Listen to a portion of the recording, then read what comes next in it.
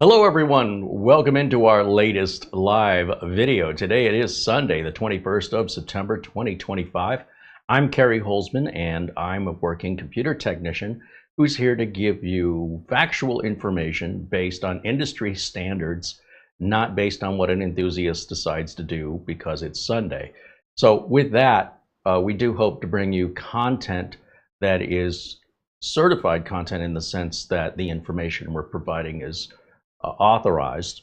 In other words, we're not going to make unauthorized, nor would we ever recommend making any unauthorized changes to your operating system or your software without at least warning you that doing so provides your own consequences. I'm a big believer in balance in life, balance in all things. And so if you take everything off balance, there's often consequences that will only affect you and nobody else, or others like you that also don't really care or consider balance. So what do I mean by that? There are people who like to overclock. And when they overclock, sometimes they're sacrificing a bit of security, they're sacrificing their efficiency, they're sacrificing their wallet in additional costs, they're sacrificing reliability. The additional costs would be like cooling, for example, or cooling related items that would not normally be necessary. But what they've done is they have unbalanced their computer to lean towards one side. Think of it like a boat. Balance is very important or your ship could sink. And a lot of times the ship doesn't sink right away. It's degrading. It's slowly submerging over time. And you can keep bailing the water out, until you get tired, but eventually you're gonna run out of steam. The ocean will never stop, right? So at some point, that's just a war you're just not going to win. It's a battle you cannot win. But if it's a battle that you find entertaining or you think it's worth it, I'm not here to tell you not to do it, right? I'd have no way to enforce that. But if you see a content creator promoting some third-party utility that they've created or that they're being paid to sell you, there's often consequences depending on if that third-party utility follows authorized changes. And what I mean by authorized changes is when you're developing applications, there's a software development kit, whether it's for Android or Apple or Windows, Microsoft. And that software development kit has proper practices for best case compatibility with the operating system, including future updates. But if you're a developer that wants to take shortcuts or thinks you know better, and then you send out your software and whatever reason, whatever motivation you have, you did not follow the recommended guidance, you're not breaking any laws, but what's ultimately likely going to happen is there's going to be a Windows update or some other piece of software that you have stepped on. As a result, you're going to have customers pissed off, your support lines and emails are going to get flooded, and you're going to have to come out with an update to address the consequences of your earlier decision making. In much the same way, if you decide you want to turn off all your privacy settings on Windows because you think it's spying on you, and you're using the options that Microsoft gives you within the operating system, it's fine. But the minute you start using third-party utilities to de-bloat or use a lighter version of Windows 11 or to bypass security requirements, you've now gone off balance. And when you're off balance, you might not realize just how off balance you are until it's too late. It's not always immediately noticeable, especially if you're not looking for it. A lot of people, when they make these modifications, they're focused, tunnel visioned into the changes.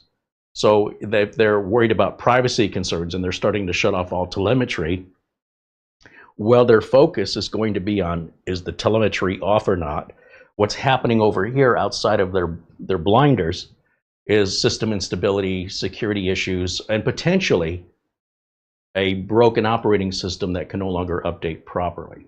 And the reason I mention all this is some people will say, well, listen, I have Windows 10 and I'm not getting the option to enroll in updates, but other people are. So what makes those other people different from me? Well, unfortunately, there's not any one answer I can give you. But there's possibilities. And one of those very great likelihoods is that you're the kind of person that watches videos and gets information online and then believes what you're seeing is true without consequence. And this could have been something you did 6 months ago or a year ago, And now the consequence of you doing that a year later is your system no longer qualifies for the extended security updates. So you're doing it to yourself in many of the cases, and you're just not aware that you did that to yourself. That's not all the cases, but that's one of the most common ones. The second most common reason people aren't getting the option is they're too impatient and it's not their turn. And they don't care about anybody else waiting in line. They don't even think about anybody else. They only think of themselves, and that if I'm not getting service right now, something's wrong. Nothing's wrong, it's not your turn. So how do you know when it's your turn? That's a difficult question to answer because Microsoft hasn't issued numbers to people. It's all being handled internally. And what you need to understand is that there's a way to cut your way through the line, and there's a way to bypass the things you may have inadvertently broken by following other content creators' recommendations and utilities that are not authorized from Microsoft for this very reason. This is why. It's not Microsoft trying to hold control. Microsoft's trying to maintain the balance, and the minute you decided to take your machine off balance because the content creator didn't tell you and you didn't think of it on your own, you find yourself now dealing with a consequence that other people don't deal with. I don't have these consequences. So I'm trying to figure out, why is it so different for me? Because I have clients with Windows 10 machines, not many. And I only have 3 Windows 10 machines in the studio. I don't know why anybody would voluntarily choose to use an operating system from 10 years ago. You might as well go use Windows 95, as far as I'm concerned. Go use Windows 98 if you feel like that's a bit newer. But there's no reason you can't continue to use Windows 10. And you don't have to update it ever again if you don't mind being vulnerable to online attackers. They very much appreciate, if you don't want to be secure, you just made their job a lot easier. So from every hacker and from every thief in every country around the world that wants everything you have, and they're going to steal it from you without you even realizing it, thank you for not staying secure. For the rest of us that have respect for the things that we've earned and we want to take reasonable steps to protect it, we're not going to try to run an altered version of Windows, of any version of Windows. We don't do that in corporate America. And if you did, you'd likely lose your job and potentially go to jail. Now, you at home can do this stuff because it only affects you. And this may be one of those things that's affecting you. Now, it also may be no fault of your own. There could be drivers that are out of date, or there could be system corruptions, especially if you've been using the same operating system for 5 or 6 or more years. In the case of Windows 10, you could be using it for 10 years with never a reinstall. Oftentimes, a reinstall will wipe out all of the Windows rot and just natural degradation that's occurred over those years. But many of you will say, but I don't want to lose everything and I don't want to start over. Well, that's fine too. There's workarounds that might work for you, but they also might not work for you. The problem I have is demonstrating this. No client I have that has Windows 10 is not seeing the option to enroll. These clients don't know each other. They're not in the same line of work. They don't own the same computers. They're of different ages. And there's not many of them. I think in total we've got about 10 in total. 10 Windows 10 machines in various locations, about 3 machines per location on average. Every one of those machines is being offered to enroll. I have 3 Windows 10 computers left. I can't give them away. People don't want them. People haven't wanted them for 4 years. But you know, if they did, I'd be selling them and I'd have a lot more. So yes, there are individuals that are different than everybody else that don't represent the majority of what people require. But even the machines that we picked up from Emerald Computers that were sent off for recycling, those 3 laptops we looked at, those are all Windows 11 compliant and too old to be useful. I want you to really comprehend what I'm saying. Windows 11 laptops sent in for recycling because they're obsolete and they won't even use them. They turn them in for recycling. Windows 11 laptops, so old, they're no longer useful, no longer worth upgrading, sent in for recycling. So what we're talking about are computers older than that. Okay, older than that. Computers running Windows 10. There's no requirement for Windows 10. It's all mental. Nobody has any situation that I've ever seen other than a mental stubbornness they don't want to move on. So we can kowtow and pander to those individuals who, for their own reasoning, want to dig their heels in the ground. Some people may say it's a financial issue, but Windows 10 computers, they're giving them away. If you go to a local recycling yard or look on Facebook, holy cow, maybe $20 to $40 to pick one up. You can't tell me you don't have $20 or $40. You clearly do, you just don't want to spend it on that. And that's fine, you know, it's your decision and your consequences. But I want to make sure we're clear that the choices you make don't affect me or anybody else. The reasons you have for your choices don't affect me or anyone else. But if you find yourself continually in frustrating situations, it may be time to reconsider the reasoning behind your choices and to start making different choices, because nothing will change until you do that. And I can't control that. You know, if you just wake up one day and you decide you're going to be in a bad mood, that's your decision. You could just as easily decide not to if you choose to maintain any sort of emotional control and guide your life instead of letting your life guide you. But that's just an option. You don't have to do that. So the problem I'm going to have today with demonstrating this is I don't think I have a computer here that I can show you the problem. And if I break the computer intentionally in order to demonstrate the fix, then it's not real. If that is a contrived fake repair. I like to show real repairs only. I like to stay in reality. I don't like to emulate a reality that may not exist other than in emulation. And so what I'm trying to get at is there's a lot of reasons why people may not receive the enroll option. And what I'm going to show you today, I picked up from a couple other content creators. Some content creators cannot explain what these steps do.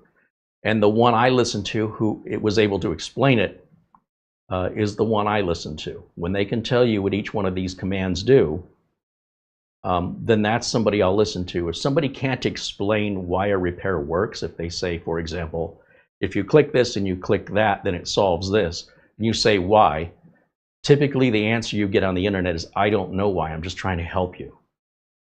So that's ritualizing. It's like a rain dance.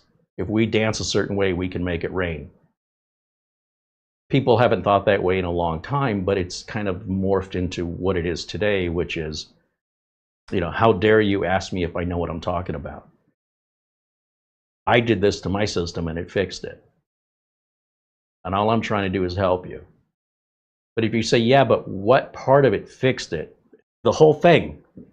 Okay, explain to me what that thing did. I don't know, that's not my job. I'm just trying to help you. I'm sorry I ever tried to help you.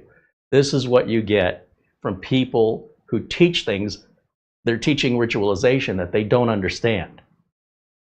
Your job as the viewer is to decipher if the content creator or the information you're reading online is explainable, or if you even care.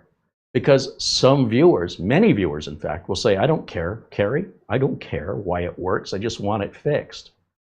But that's where we come back to consequences.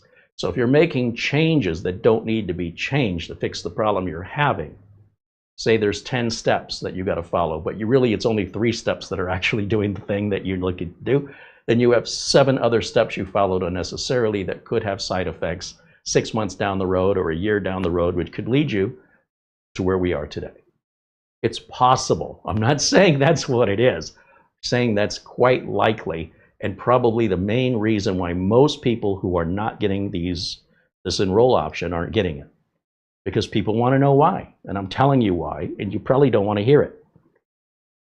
Now again, that's not the only reason why. There are many other reasons why the enroll option isn't showing up for you that may be no fault of your own. But also they could be, right? Does anybody here have a Windows 10 computer that is not seeing the enroll in updates option? Because we're going to need to work together because I don't have one here. And the best thing I can do is advise you to go through the steps with me. One by one, we'll go through the steps, but instead of me doing it, you at home do it. And then you at home, you tell me if when we get, there's a short step and a long step. For many of you, the short step is all you need to do. Then we'll see if there's anybody left that still isn't getting it. And then we can go through the long step together, and then you can tell me if that fixes it or if it's still not working for you. So instead of me demonstrating it, you're going to demonstrate it to me today. Now, if I look over here, let me just double check and make sure that the enroll and updates isn't here. I just plugged it in, turned it on. You want to make sure you have all the latest updates of Windows 10 installed.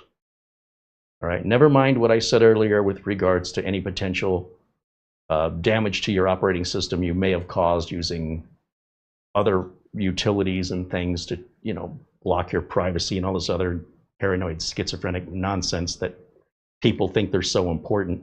Nobody knows who you are. If you're a celebrity, if you're a politician, if you're in the public eye, I can relate to, your privacy concerns, but we'd have to know who you are. Anyway, it's a weird world we live in. But if you did do that, then this should still work around that particular issue. Maybe. It might not, but in most cases, I believe it will still work around that. But because you disabled it now, you're no longer qualifying for enrollment. So that is a very valid reason why many people who think they're smarter than everybody else, and they're going to make manipulations to the operating system without any thought that they're taking it out of balance, and there's going to be consequences later. Here we are. Okay, but that's, again, I want to emphasize, that's not the only reason, but it's probably the most common. So with that, and keep that in mind going forward, take it as a lesson learned. The next time a content creator starts offering you a system utility or some piece of software claims that it can clean your system or tune your system, what liabilities do they have to damages that could result months or years later? And likely that number is 0. So all the liability is on your decision making. And if you wish to take that risk, I'm not telling you not to, just adjust your expectations accordingly. When I come out with my utilities, all they're doing is automating processes that are in Windows already. These are all authorized changes. We never make unauthorized changes that are against Microsoft's advisement, because I don't want to be seen as somebody who doesn't know what they're talking about. And to me, that's more important, keeping up my integrity, than giving somebody. It's like the old story of the devil, where I'll give you what you want, but there's going to be an ironic cost at the end of the day. If we don't play that game, then everything should mostly run perfectly fine and effortlessly for years, minus, power spikes and part failures, but that very rarely happens. So you take that information and you can think it's a load of crap, you can dismiss it. Again, like anything else, these are your choices, and the choices you make are your consequences. And so if you're wondering why some people and not others, this is the main reason, so far as I can tell.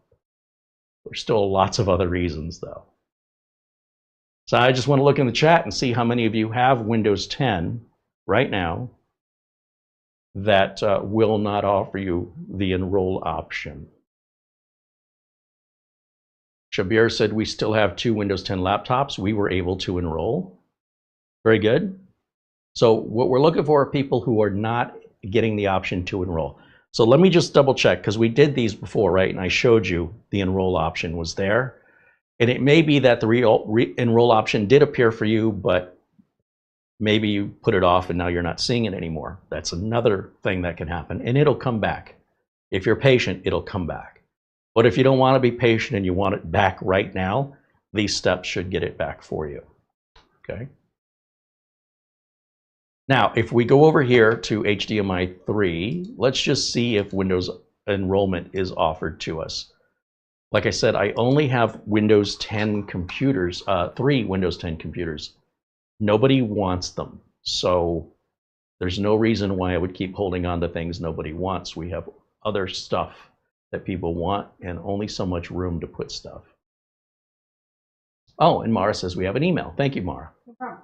So again, just checking Windows Update here on this Windows 10 computer, you'll see the option to enroll now is right there. Now, if you check it and it's not there immediately, just go back to your desktop and let your system, make sure you have all updates. You check for updates, make sure all updates are installed. And then let the system sit idle for 15 or 20 minutes. With everything closed, just let it sit at the desktop like this. And then come back in about 15 or 20 minutes and check for Windows updates again. It may take a couple of days, it may take 20 minutes. Again, you can still force it if you want to be impatient. And Chris Garrett said,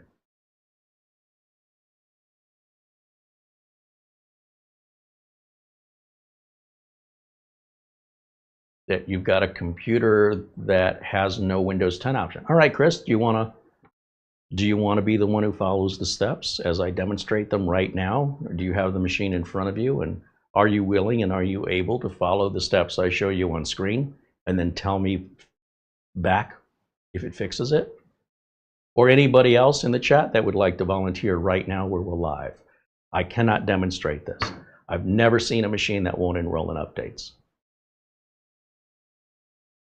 I don't know what you guys are doing different. Maybe you're just not lucky. Maybe you're making mud up again. I don't know why. So I need you. I mean, you're going to want this fix anyway, right? So why don't we do it right now and you tell me if it works. And you tell me if the short part of it works or the long part of it is what's required, or if neither works. I'd love to know from actual people that have this problem. Not from people you're reading about online, not from people you don't personally know, not from friends or relatives that tell you fishtails, but from yourself. You personally. I want to talk about you in your business. I don't want to talk about anybody else's business. And we can go through this together and we will get the truth together. But that does require some participation from at least one of you. So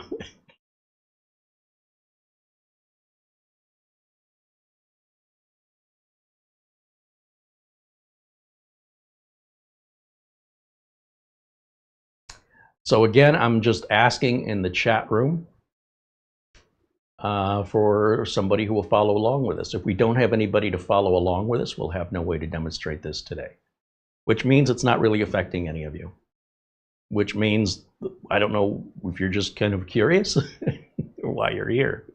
But if this information holds no value to fixing any issue you're having trouble with, I'm not quite sure what you're looking for here today. I mean, I'm happy to see you here.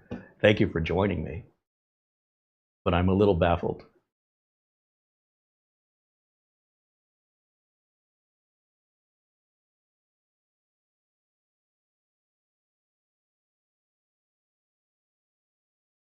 Gary, I just purchased your utilities to optimize all my PCs. And again, my utilities don't make any unauthorized changes. All my utilities do is automate the changes that you can make yourself through multiple different Windows interfaces. And it does it with consistency and far quicker than any human can do it. I didn't make that utility to sell it. I made it so that my work would be consistent. Every time I worked on a machine, I wanted all the same settings set. And so I asked Nick over at D7X Tech to design it for me. And when I started showing it to you guys asked if I would sell it. It never occurred to me to offer that for sale. But yeah, you don't have to worry about my utilities because I don't make unauthorized changes.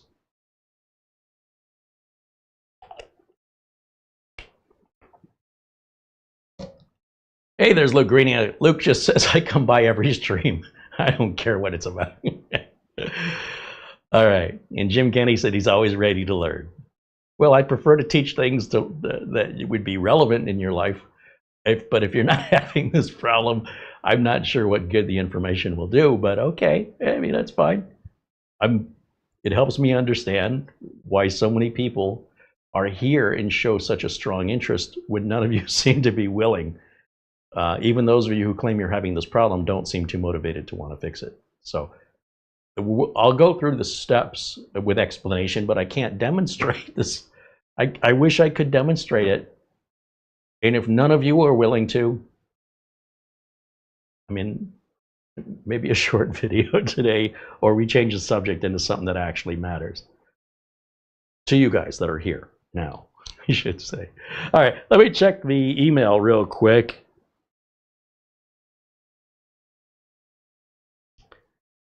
Let's see.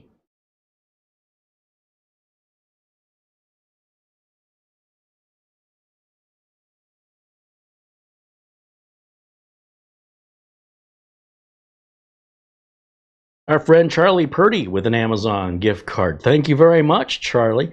Also, a shout out to our friend Buster out there in Scotland, sending us a super chat. And let's see.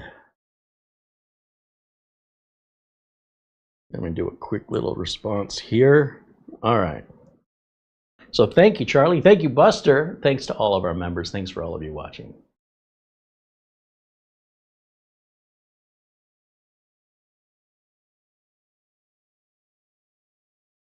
Susan Harris says, I just love listening to you. All right.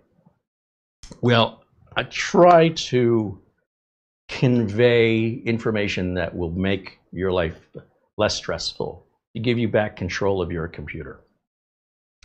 And these videos, they run 2 or 3 hours a piece.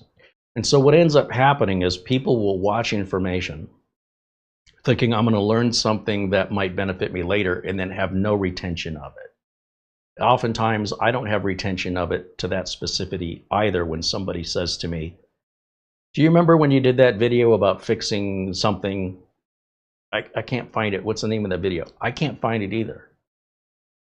So in most cases, if it doesn't help you relatively soon, if not immediately, tomorrow there's another 2 or 3 hour video just from me, and the next day, and the next day, and the next day. And so the information will just, there's only so much you can retain.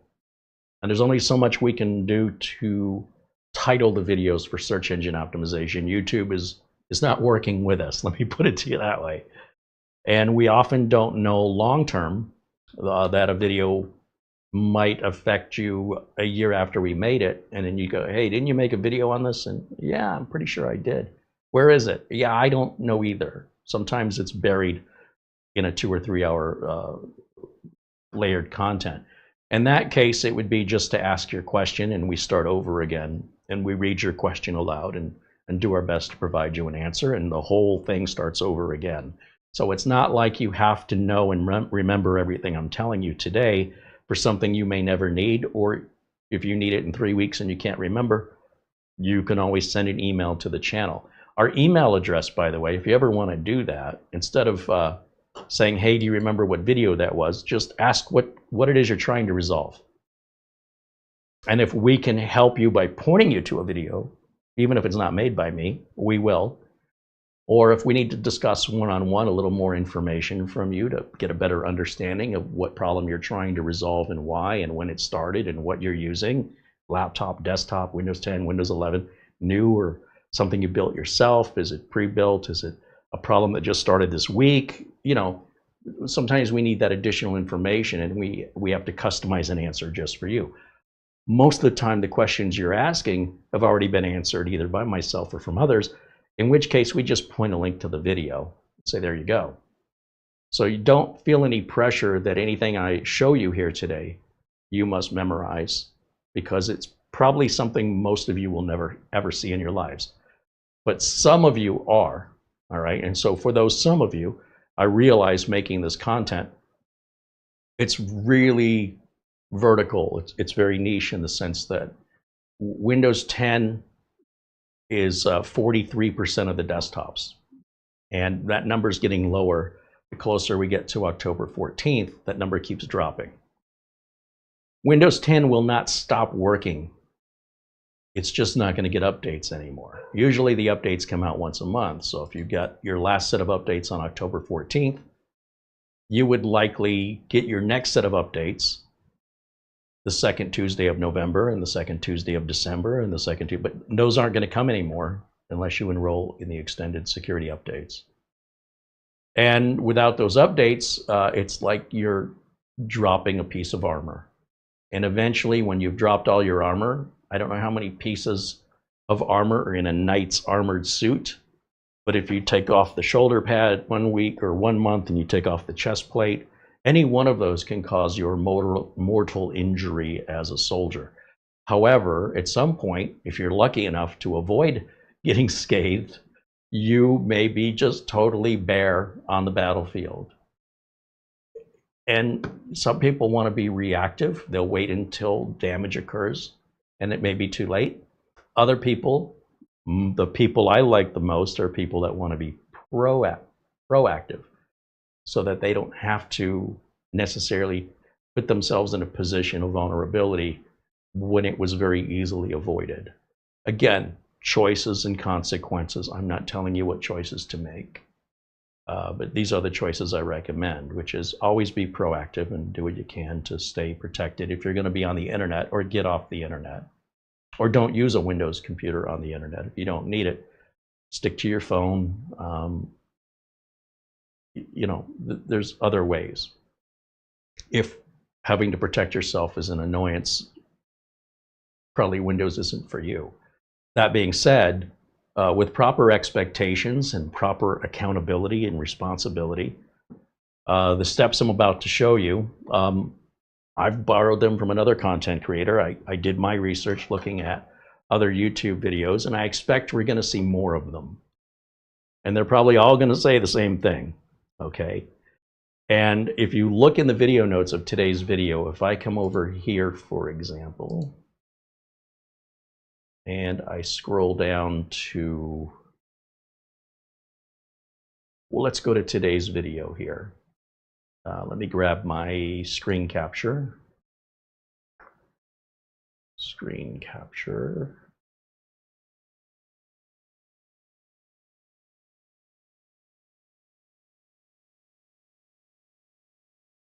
There it is.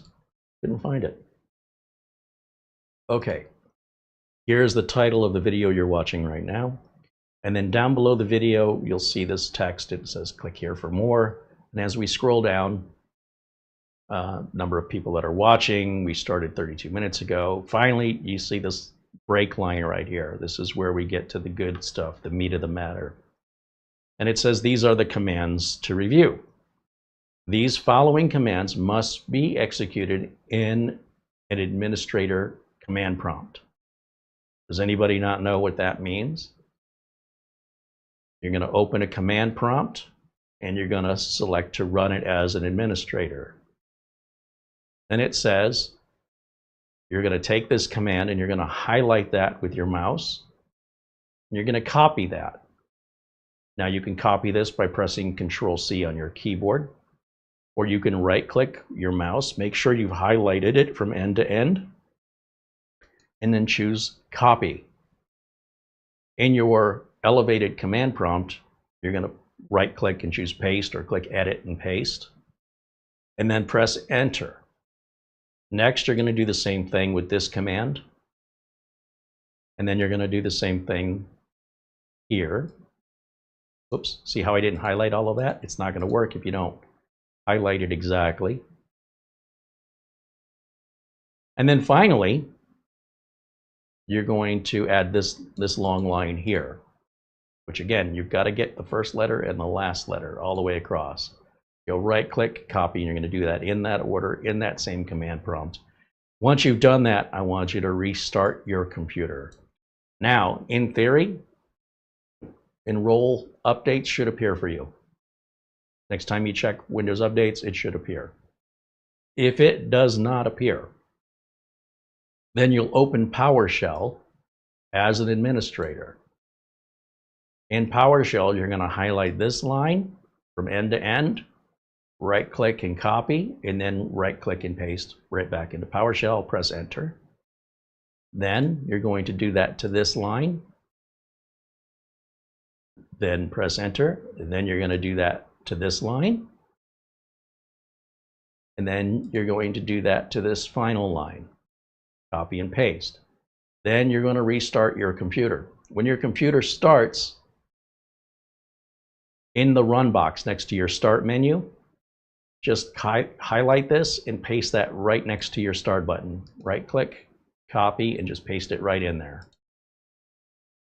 Now go to Windows Updates, and your enrollment updates should appear unless there's something seriously wrong.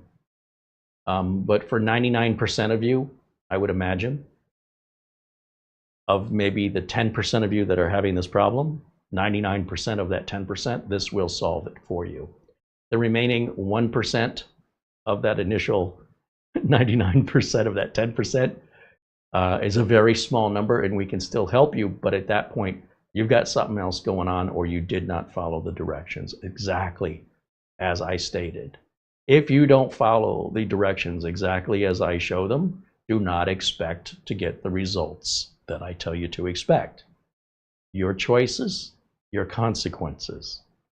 All right. It's pretty straightforward, and it's not very difficult. And this is a very minor issue, because making this content is going to be completely valueless come January 1st of 2026. And as we move forward throughout the year, all of this content will be like a bad batch of bananas. You just throw it in the trash. At that point, anybody who's had the problem has already received the information. And anybody who's left over after that point isn't worth keeping the video up for 1 or 2 people around the world, or even 10 people around the world. You know, if they're that late, that ship sailed. And then certainly as we get into 2027, 2028, then this video is probably never going to be viewed ever again by anybody, needlessly taking up space in a library here on YouTube. So this is very perishable information that's only of a problem that exists today through the rest of the year. Beyond that, any existing issues will mostly be gone, one way or the other. So just again, so you know what to expect. Somebody who needs this information in 2026, there's not going to be many people at that point. And again, I'm not sure leaving it up for 1 or 2 people, or even 20 people around the world, the entire world, who hasn't already gotten it.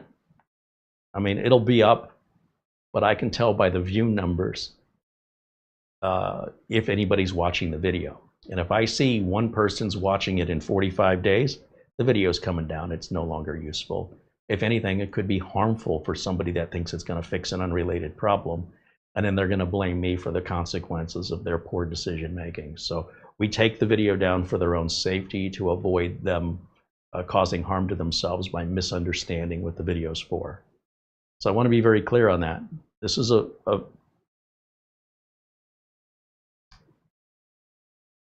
a problem of the moment that's temporary. This problem goes away one way or the other. This time of year in 2026, there'll be very few Windows 10 users left. I would estimate by 2026, this time next year, the marketplace share of Windows 10 will likely fall below 20%. And I'm being generous with that. Again, when people are turning in Windows 11 computers to recycling because they're too old and slow to even consider keeping or upgrading, Windows 10 computers are even older. Windows 98 computers, Windows 7 computers, Windows XP computers, they're great if you're sitting at home. You know, if you enjoy playing with nostalgic, obsolete things, have fun. You know, but understand you're not being secure online if you're putting it online. And, you know, that's your decision. But for a responsible business to run correctly, we have to follow practices that don't jeopardize the integrity of the business or the integrity of their customers' data being exposed because the business was too stubborn to follow basic respect and consideration for security of their customer data. So Businesses, if they wish to leave themselves vulnerable and then expose every customer's data, including yours, probably wouldn't make you too happy. But if you do it to yourself, I'm not going to tell you not to. But what were you expecting? All right, so I'm going to go back over to the chat room now and just see what kind of comments we've got here. If anybody has tried those steps,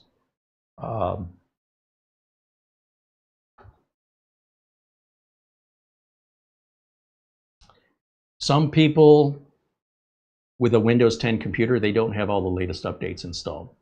And when you install the latest updates, you still may not get offered the option to enroll for, as I mentioned, it could be a few minutes, it could be a couple days.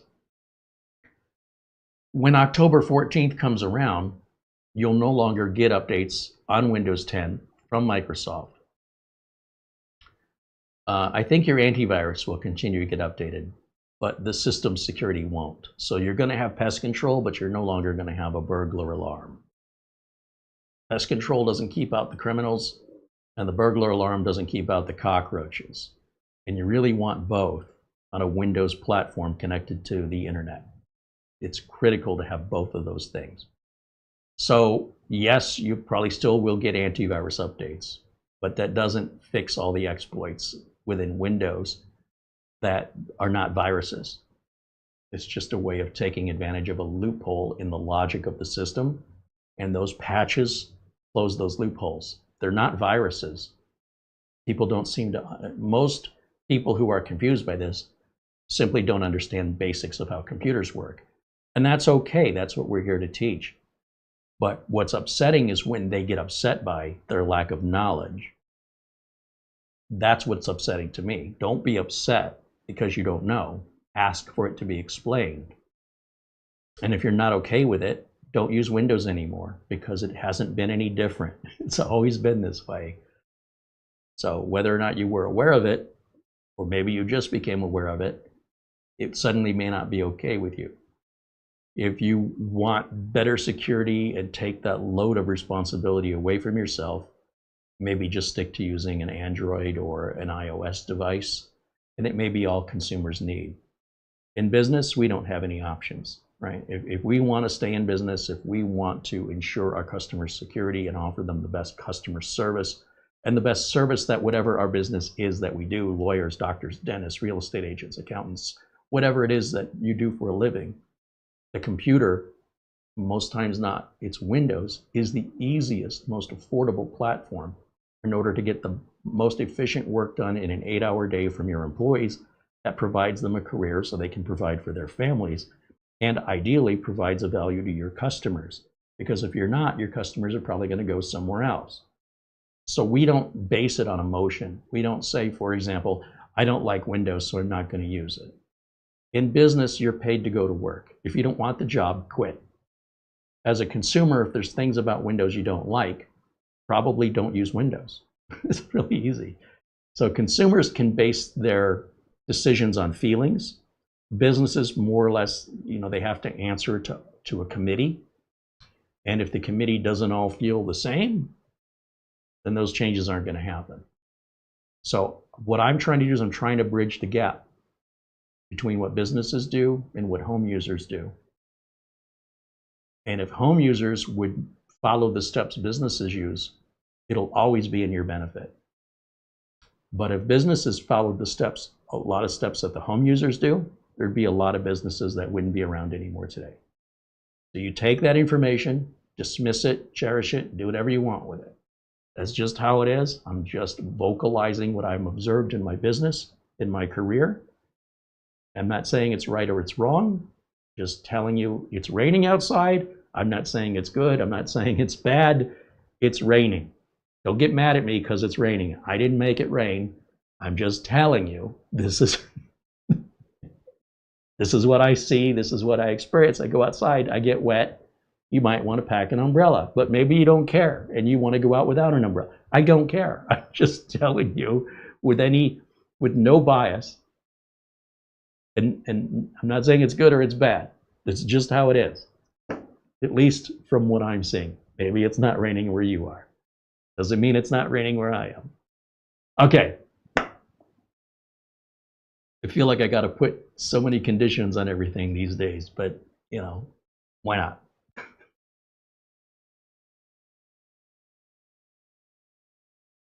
Let me scroll through the chat here and see if anybody has tried following any of these steps. Or if you have other questions for me, since this doesn't seem to affect anybody here in the chat that I'm noticing. Lana says, I need to do this, but not today. And you've got time. Like I said, even if you wait till after October 14th, you wouldn't get your next set of updates until the second Tuesday of November. And that's when they're released. Some people don't get them on the day they're released. Some people get them later that week. So you're 100% safe, basically, until I'd say the end of the year. If you reach the end of this year, if you were in 2026 and you haven't updated Windows 10 since October, it's time to start having some panic, because you're getting closer to being reactive than being proactive. And at least with proactive, no matter how much anxiety you have, it's not yet an emergency. But every day you postpone it beyond January 1st, in my experience and in my opinion, you're choosing to be reactive, and you're choosing to wait until it forces you to do it, which means your identity is stolen, your bank account's been emptied, your system's been infected with ransomware. It's hard to say what could happen, but the easier you make hackers around the world to attack you, the more likely it's going to happen, because they're lazy people. They don't even care who you are or what you have. If you leave the doors unlocked to your house, sooner or later, somebody lazy that wants to steal from you is going to walk in. They don't even know if you got anything worth stealing, but I'm sure they'll find something. If nothing else, they'll just ransack your house. Maybe they let your pets out. All you have to do is close and lock the door. If you can't be bothered, it's your choice. You do not have to.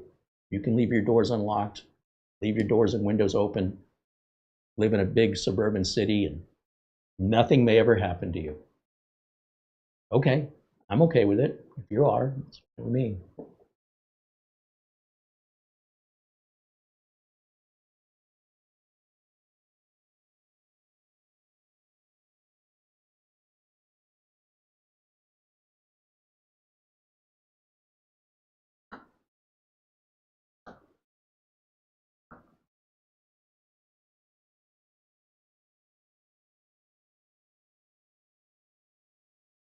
Margain says, I don't have any PCs with Windows 10. Yeah, why would you? Why would anybody voluntarily subject themselves to an old, obsolete operating system? They just don't know any better, as far as I can tell. Ignorance is bliss. You can't miss what you've never had.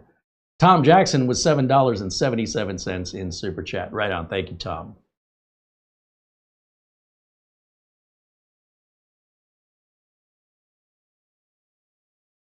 Jimmy Walbert said, hey, Carey and chat, it's been a long time since I caught a live stream. I've got a fresh Windows 10 Pro setup on my bench. I'm not signed into a Microsoft account yet. Let's try it together. Likely, if it's a fresh Windows 10 Pro setup, there's nothing you need to do. It's usually the long-term side effects of changes customers, end users have made, not customers, end users. And if it's a fresh install, it may not be offered to you right away. You just may not be your turn in line yet. But if you want to follow along with it, with those steps, it shouldn't hurt anything, but it's probably unnecessary for you in that circumstance. And you don't need to sign into a Microsoft account until you're asked to do it. And once you're asked to sign in, if you don't have an account, you create one, it's free. Choose to back up the computer settings, not your data, nothing about you. They don't care. They just want you to sign up for this service. Once you have backed up your settings, you can then go to your user account in the control panel and then log out. You never have to log in again.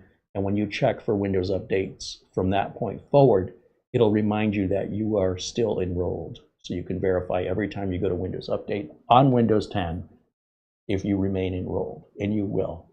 You only need to sign in. It takes 2 or 3 seconds, and if it bothers you to be signed in, just sign out. You never have to sign in again.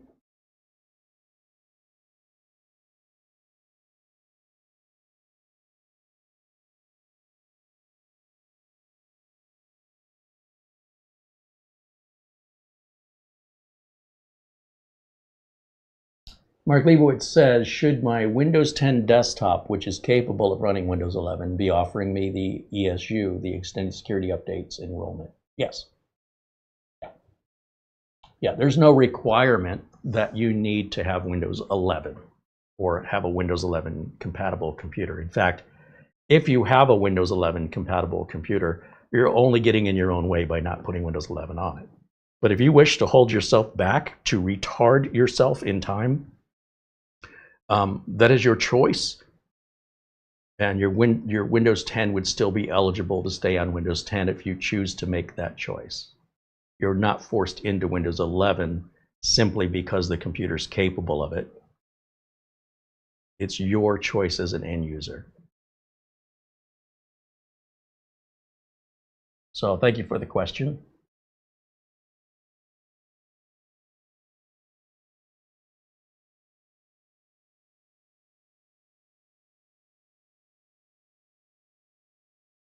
Caleb says, I'm not ready for Windows 11. It's even harder to find settings. So, you know, some people, they don't like to leave their comfort zone. They don't want to learn anything new. At this point, this is like what I consider to be a disease of age. No children think this way. This is only an adult who thinks like this.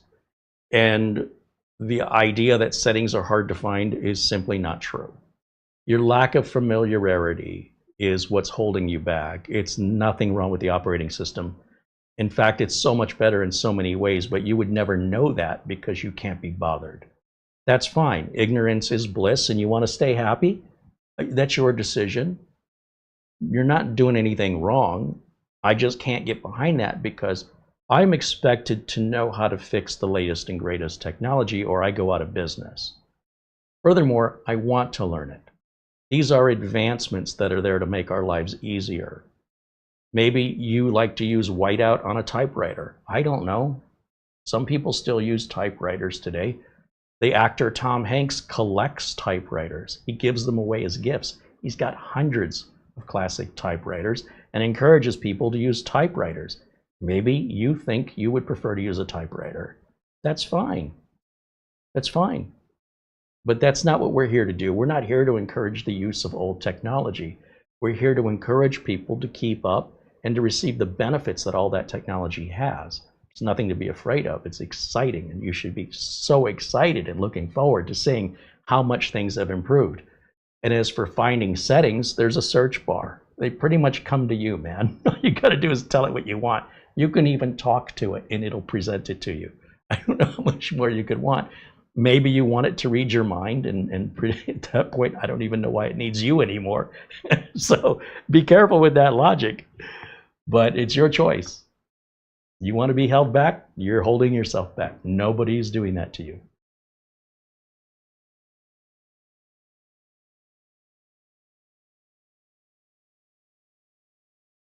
Dennis says he still enjoys XP Pinball, and you can still play XP Pinball. You know, you can load up a virtual machine and throw XP on there if you want to. In fact, I bet you we could go to a website, Dennis, when we could probably play it online because the technology is advanced so fast and so far that what you needed a CPU to do, your browser can do. It's crazy. But just out of curiosity, let me type in Windows. Let's just type into Google, play Windows. And this is unscripted. I don't know what's going to happen. XP Pinball. Okay, and then what I'm going to do is I'm going to share the screen with you. And the very first link says DOS Zone, Microsoft 3D Pinball Space Cadet. DOS games in a browser. I don't know. I mean, that sounds good. Let's see. Does that look familiar? You don't need Windows XP. You don't need a virtual machine. This stuff is so basic for system resources that it runs in a browser, for crying out loud. That's how simple it is. And if you like to keep simple, you can often find it still online in a browser now, no longer requiring an operating system. Just so you know. You can do this on your phone. You can do this on anything that can connect to the internet. If you have a refrigerator that connects to the internet, you can do this on your refrigerator. That's how far along technology has moved. So you don't have to give up anything. Just keep up with everything. So I'm saying, at least if you keep up, you know what I'm saying? You don't have to keep doing things the old-fashioned way. You can if you want to. There's still people that churn butter by hand. Okay. We have machines that do that for us now, but you do you. We'll see who gets more butter churned at the end of the day. Brian Smith saying hello from Lakeland, Florida. Welcome in, Brian. Thanks for saying hello.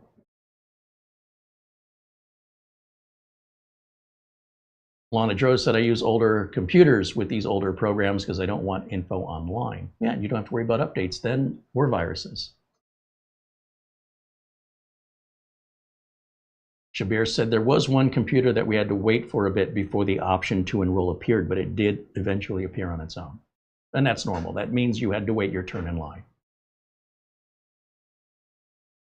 Francisco says, I got the free ESU without paying and without Microsoft reward points. That's right. That's how everybody, in my opinion, should be getting it.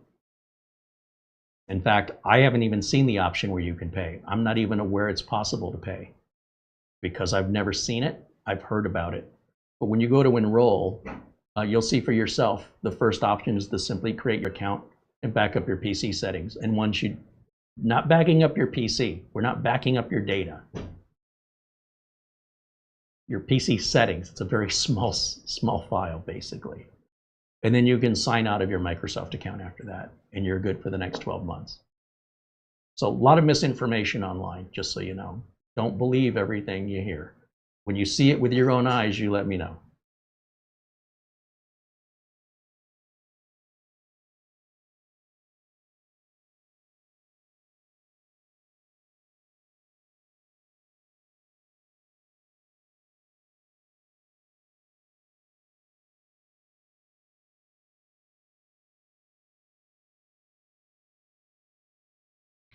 Caleb said the search bar without ads. I don't have ads in my search bar. I don't know what you're talking about. I don't see, where do you guys see ads? There's not an ad on here. If you don't like the search bar highlights, just turn that feature off. But if you have an actual complaint, I'd like it to be real. You know, give me a demonstration, show me a screenshot, because I don't think you really have a grasp, because apparently you've never used it. So you're getting information online, and I think the information you're getting online is either inaccurate, out of date, or doesn't apply. But without an example of what you're talking about, I have no way to get on the same page with you, because I'm actually using it. And you aren't. You admittedly are not using it. So I don't know what you're talking about. But if we can clarify that, I'd be happy to help you, because I don't know where you're getting your information from.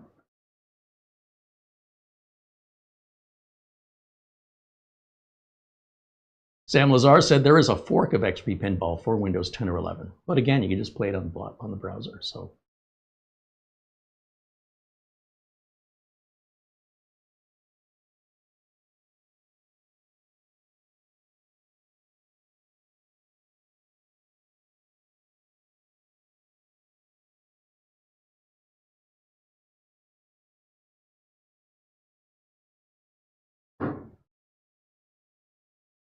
Dezo likes my keyboard. This is Gravastar.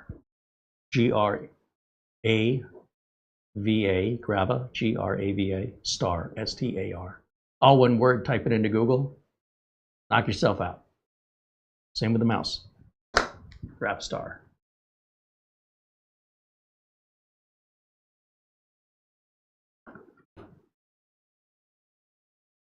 So if anybody has any questions for me or concerns, if I've left anything out, or you think I've been too dismissive of some issues, then I would require more information. So my answers can only be as detailed as the questions.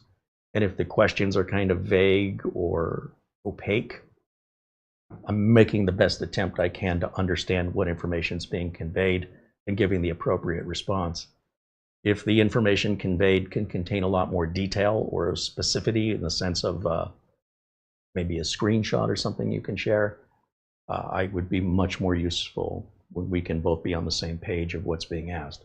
There's a lot of miscommunication that happens in chat and online, and it leads people to believe things that simply aren't true, not because the information conveyed wasn't true, but they didn't interpret it correctly.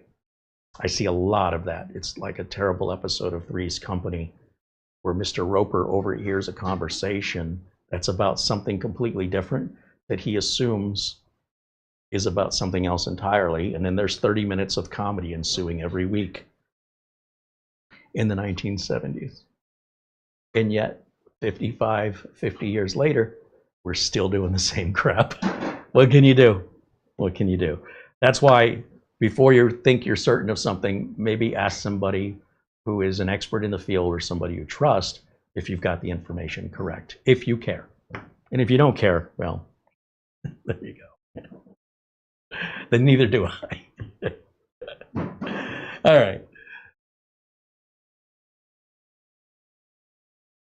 Sam Bantiel said, as a business owner, how would you react if another business owner says that he doesn't want you to upgrade to Windows 11? It's not my choice. If I'm not the business owner, so if somebody, customer, we're going to call them, those business owners are my customers. And the business owner says, you know, Carey, the machines we've got here, they cost a lot of money. And this is not a good time for us right now. We're dealing with maybe a downturn in business. We might have to let some people go. And we don't want Windows 11. I say, no problem. We can get you enrolled in those extended security updates. However, that's only going to get you 12 months. We can get you 12 more months if you'd like that. I'm more than happy to set that up. Once those 12 months are up, though, the plan would be ideally that business will pick up and things will turn around in the next 12 months. And that sometime between now and 12 months from now, we start getting those machines replaced. You can do one at a time. We can do it as you can afford it. But let's try and put a plan in place that we have this all nipped in the bud before October of 2026. And if they're like, no, I don't think this is going to get better by 2026, well, I'll tell you what I'll do for you. I'll go ahead and set you up with your extended security updates, and then I'm going to walk away. Our contract will end because I don't want to be left with an unpaid bill. It sounds like you're going out of business. You think you're going to go out of business. You have no hope for the future, and I can't afford to not get paid for work I've done for you that you, I mean, if you can't afford to upgrade in between now and 12 months from now, if business is just getting worse and worse and worse, I'm definitely not putting you on a retainer anymore because I don't think you're going to be able to pay me. So to save my business from going down when your business goes down, I think it'll be best that you find services elsewhere. And no harm, nothing personal. If you decide later you're ready for Windows 11, that's great. Give me a call. But this is all I can do for you today. I can buy you that extra time, and what you do at that time is entirely on you. And if that's not good enough for you, I fully understand. And there's many other people who do the work I do that would, I'm sure, gladly step in and be more accommodating to your requirements. So I would handle it very professionally, very openly and honestly. I don't want that on my reputation. I don't want that on my resume or my CV that one of my clients went out of business. And especially if that's because they were unable to keep up technologically, that's my job. So if you're saying, can I take you down with the ship? My answer is no, you cannot. No. Thank you for asking. I'm not going to tell you you have to abandon ship. It's your ship. Stay on it all you want. Doesn't bother me. But I've got other ships that need saving, where the people that own the ships are more cooperative in actually keeping the ship from sinking. And if that's my job, is to keep ships from sinking, having any sink on my watch is not good for business. So I have to protect my business first. If I can't protect my business, how am I supposed to protect the businesses of all my other customers? Because one customer, no, I can't afford that. It's not an emotional thing. It's just, this is all I have, and I can't throw it all away for one client. But if that client's reasonable, right?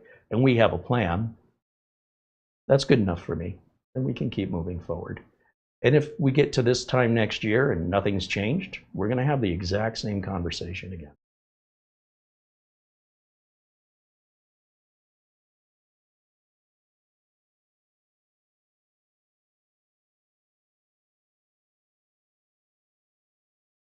Susan Harris says, what's the name of the website that started with Showcase? That's not a website, that's our email address. So if you want to email us, our email address right here on the screen is not a website.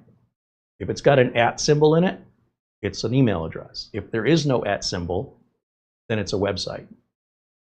Showcasecreate@gmail.com is how you can reach out to us privately. We love hearing from you guys. So feel free anytime you want to reach out. And that's how you can reach us. Do be careful in how you spell, or we may never get your message. We'll be sending it to somebody else.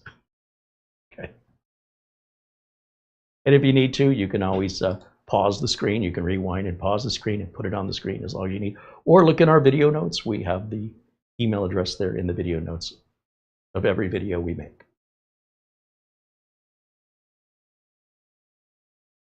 Andy said he's still waiting for his nano KVM so I can set up my remote WSPR station. Maybe it will arrive this week. If you're talking about the new nano KVM Pro, yeah, you and me both. In fact, I ordered one from Amazon because they're available for sale on Amazon. And I pre-ordered one months ago. And I'm curious, I know the one I pre-ordered is going to arrive first, but it may only arrive like 10 days before the one from Amazon for the same price, negating what was the point of pre-ordering it? But we'll see. When it arrives, we'll make a video and we'll demonstrate it. Katrina H says, Windows 10 computer is an AMD Athlon 2X2 Dell. I'll be junking it, but if you want to use me for the demo, have at it. Well, it's up to you, Katrina. If you want to follow along with the steps that are in the video notes and report back to us that if Windows, first of all, you have all your Windows updates installed. Secondly, you're not getting the option to enroll. Third, you follow those steps. Follow the first steps first. Reboot, check, and see if enroll starts to appear. If not, follow the second set of steps. Reboot. And run that command line at the Start Run menu there. And then you should see the enroll option. At the very latest, if you hadn't seen it in the earlier steps, that should. And if you want to let us know if that works for you while we're live, that would be fantastic. But let's make sure we're all starting from the same foundation and that you check for updates first. Make sure you get all those updates and reboot as necessary.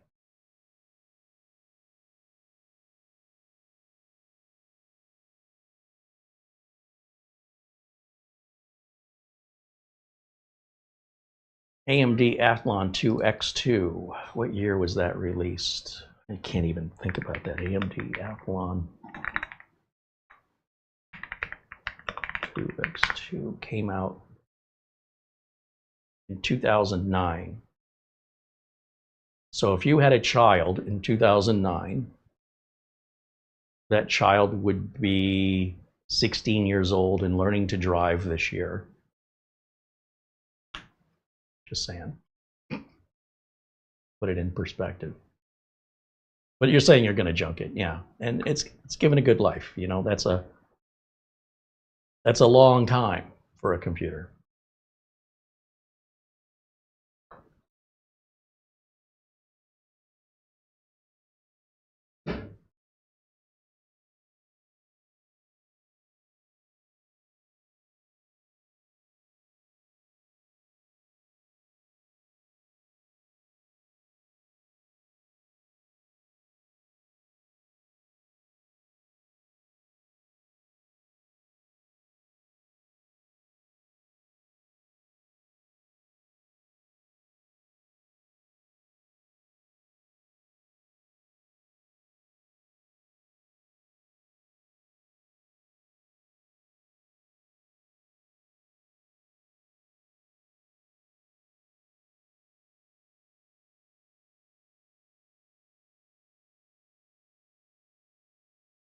Unknown Human talks about the Enterprise Edition So enterprise means you have an IT department to provide your security updates. And if you don't have an IT department to do that, you're basically bare and naked online. Just so you know, think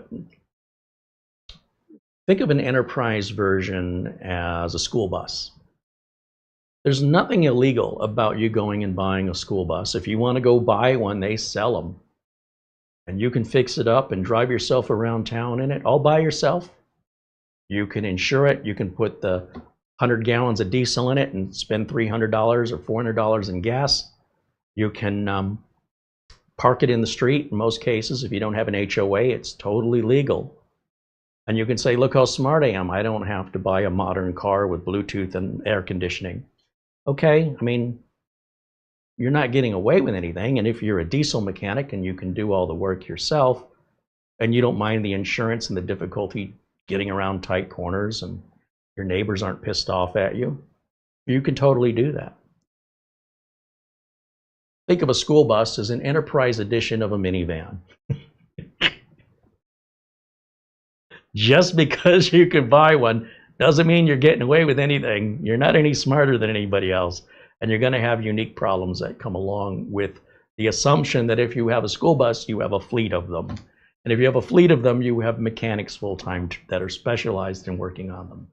That is the enterprise version of Windows. It's for a corporate environment that has a full-time staffed IT department for which to provide corporate approved security fixes and applications to enforce corporate policies and government regulations that are required by the company.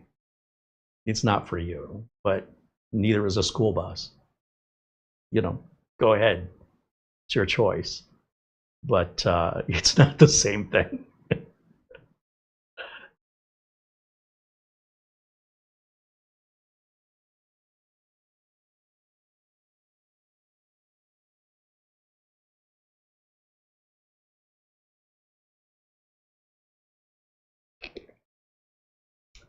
Can I run Windows 10 in a virtual machine on Windows 11 and be safe? Yeah. A virtual machine is basically a sandbox, so anything that happens within it doesn't affect the outside of it. In other words, VirtualBox is a box, and anything in the box stays in the box. It's like a sandbox. Now, I don't know why you'd do that to yourself. I can't imagine any reason why anybody would voluntarily subject themselves to that torture for no good reason. But you can do that if you want to. Yeah. There's nothing Windows 11 cannot do that Windows 10 does. There's no reason other than psychological, and I can't fix that problem. There's nothing Windows 11 cannot do that Windows 10 does. And if you know better, give me an example of one. If you can't give me an example for one, then it's just psychological. That's okay. You're okay with it, I'm okay with it. So to answer your question, yes.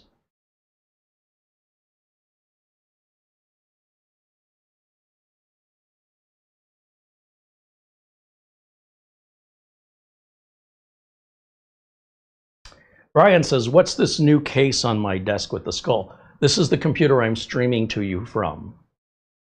This is an old computer. You know, just because things are new doesn't automatically mean they're better. And at some point, when you reach a certain level, anything above that level becomes practically unnoticeable. If you give me a car with 500 horsepower, and you say, well, now it's got 600 horsepower, I probably can't tell the difference. And the more horsepower you keep adding, 700, 800, 900, 1,000, if I couldn't tell the difference at 600 from 500, I probably can't tell the difference because it's not being driven in an area or in a way that would utilize any more power than I'm using. Sort of like if you're full, it doesn't really matter how much more food I put on your plate. You're not eating any of it. I could load your plate from here to the ceiling. It won't make any difference. You're already full. But some people, you know, they like to keep their plate full regardless, and that's fine if they want to do that, but it's a waste of money. So what this is me going back to an original Intel NUC Extreme 11. This is an 11th gen processor in here. And I bought it a couple of years ago specifically for this purpose, but I kept outthinking myself in the sense that I could build something better. But the fact of the matter is, anything better than this is overkill and unneeded, because this is overkill. And it's a 4-year-old processor, right? It's an 11900 processor. The amount of processing power that I'm using right now to broadcast to you in 4K on this 11900 is 2.6% of CPU resources, 2.5%. Now, there's a capture card in here, so I can't just grab a mini PC and use it because I have no way to add 4 HDMI 4K ports. There's no room to plug a card in. So I needed a computer I could have at least one slot to plug into, and that's my capture card. It's a Elgato 4K Capture Pro. It's a 4-input HDMI 4K on each input for a total of 16K of data throughput, and you need a high bandwidth resource to plug that into. It ain't gonna work through USB. So I needed a machine that I can plug a full, it's not a full length card, but it's a full height card. So even like, I love the little Minis Forum workstations we've got over here, but they only allow half height cards. That card will not fit in there because I need to be able to plug 4 HDMI ports next to each other. And that's going to take this much room, which is the full length of a card when it comes to where it's sticking out. The shorter height or the small form factor cards are what those hold. But I can only get fit 2 HDMI ports before you run out of real estate. So as much as I wanted to use one of those for my streamer, I cannot. And that is a 13900. This is just an 11900, and I think this is more attractive. And it really doesn't take up any more room on the desk. If anything, it's the smallest streaming computer I think we've ever had. And it's built like a tank. When Intel built these NUCs, anything built today doesn't even compare. They did it much better than other manufacturers, in my opinion. And I've never had to repair one of these. Not that I've had that many, but I've never had a problem with them. So I just blew the dust off of it and said, okay, enough's enough. Enough of me trying to, build these ultra powerful workstations and use 1% of the CPU or 0.7%. And I'll use this instead, where I'm using 2.5% of the CPU's possible power. Like, that's how that came to be. It's been sitting here for quite some time, and I just finally had enough with that Thermaltake build, and I'm like, enough of that. And nothing's wrong with the parts on the Thermaltake internally. It's just the Thermaltake parts, the case, the screen, the cooler, all that needs to go. Anything that says Thermaltake needs to be removed. And that means putting all those parts into a different case. And I'm not aware of a case I can put here that's smaller than that or more attractive than that. And that's how we got here. And that was purchased, in Studio B. So I think I've had it 3 or 4 years, and I just been sitting on it. I'm like, this will make a good streaming computer one day, and then I'll build one. And then ran into some frustrations, and just very expensive and way more power than I need.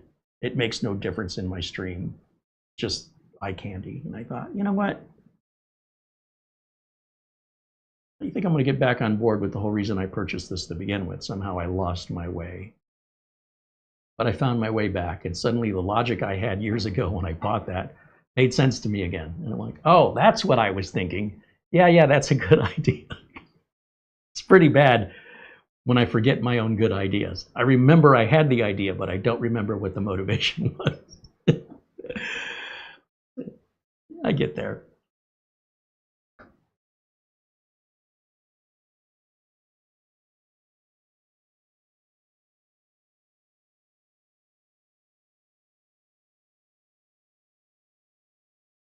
And Jimmy Walbert became a supporter here. Right on. Thank you, Jimmy. Thanks for supporting us. It's your contributions as members that are our sponsors. We don't have any sponsors here. I am hoping to have access back to you guys for Windows 10 legitimate product keys that are not a ripoff, right, from a company that stands behind what they sell, which is the same company we were working with before. The good news is whatever their upgrades were, I think they're done. I don't know exactly. I'm having Mara talk to them, but they were kind of radio silent for a while, and now they're reaching back out. So we didn't know, if they were ever going to reach out again or if they were going to ghost us. I don't know. But the good news is we did hear back, and we're back in talks again, because I would like to continue to offer you the discount to Windows and Microsoft Office product keys from a legitimate company, one that I would use myself. There's a lot of companies that are not legit that sell questionable product keys that I simply cannot gamble my business away on for a few dollars. And if I won't do it, I won't recommend it to you. But this is the same company we were using before. So all I can tell you at this point is we're back to talking again. Whatever it was they needed to do, we gave them their space, and we figure they'll come back to us when they're ready, or they won't. Good news is they came back. So now we just have to start again with what we want. That we have to make sure that they're going to offer you a discount, and it's going to be a fair price. And we're not looking to make any commission from the sales. We want it to be the cheapest price possible, and they need to stand behind it, like they've always done, 6 months of support. And we'd love to get it back to where it was. But we'll see. We'll keep you informed as this progresses. I'm hopeful that we can put things back the way they were. I enjoy working with them, and I myself buy my product keys from them. So I don't want to have to shop somewhere else.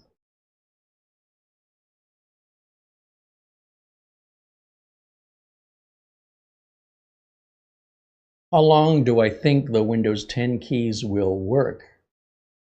Well, once a Windows 10 key is activated, it's activated for life on that particular motherboard. If you're talking about how long will Windows 10 keys work to activate Windows 11, I have no idea. That's up to Microsoft. If Microsoft at the end of the day says we're not doing this anymore, then they're not doing it anymore. If Microsoft waits till the end of extended support to give people an opportunity to still upgrade for free next year, I have no idea. Microsoft won't tell us. So unfortunately, the only people that have the answer to your question is Microsoft. And if you ask them, let me know what they tell you. Because I got a feeling the answer is undecided at this time. But don't let me speak for them. I have no idea. My guess is they're not going to tell you.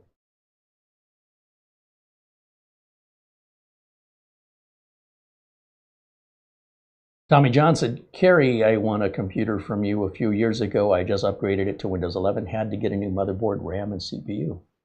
That ought to do it.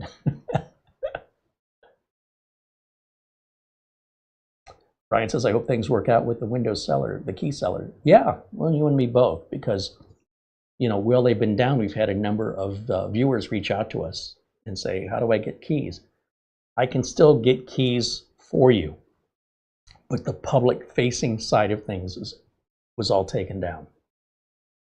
So I've told people, if you still want to get the keys, just email us and we'll get the keys on your behalf. But I would like it for you guys to be able to help yourselves.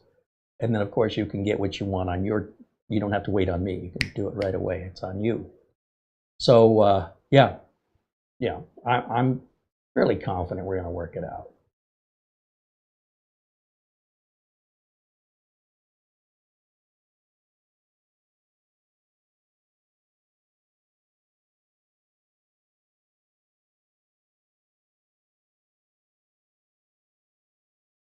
So if you have any other questions for me, this is the time to ask. I don't know if anybody has tried any of the steps that I've demonstrated here. If you have a Windows 10 computer that's not being offered to enroll in updates, and you run through the steps and restart, see if the updates are, the option to enroll in updates appears. If not, continue with the second half of those steps, restart again and run that command line. And at that point, you should definitely see it. At that point, I can't imagine, unless something is critically wrong, that wouldn't solve it for the vast majority of people anyway. And then we'd just be left with a few hangers-on that could have system corruption or other systems that would make them ineligible. If they did too much modification to their Windows operating system, they might have damaged it to a point where a reinstall is necessary. But we cross that bridge if we ever get to it, because I'm sure that's going to be a teeny tiny fraction of remnants, the leftovers. But go through those steps first, and then you can verify if it's worked for you or not, and let us know.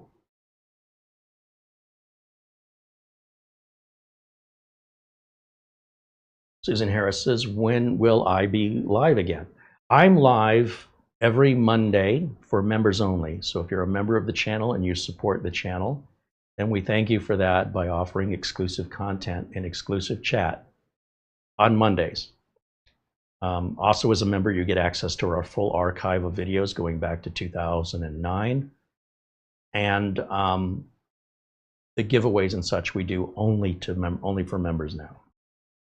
As a result of that, we are not dependent on sponsorships, so we can continue to make independent videos without any requirement of a corporation breathing down the back of our neck, telling us what we're allowed to tell you or what we're allowed to show you, or dictating what you're gonna review this. I don't want to review that. We didn't ask. If you want to get paid, this is what the corporations will take. If you want to get paid, this is the product we're pushing. And you will push it, and if you don't, you're not going to get paid. And before you show it to your audience, you're going to show us the video you make. We're going to either approve that video or request you make changes, and you'll have a certain amount of time to do that and publish the video by a deadline, or you won't get paid. I don't want to work under those conditions.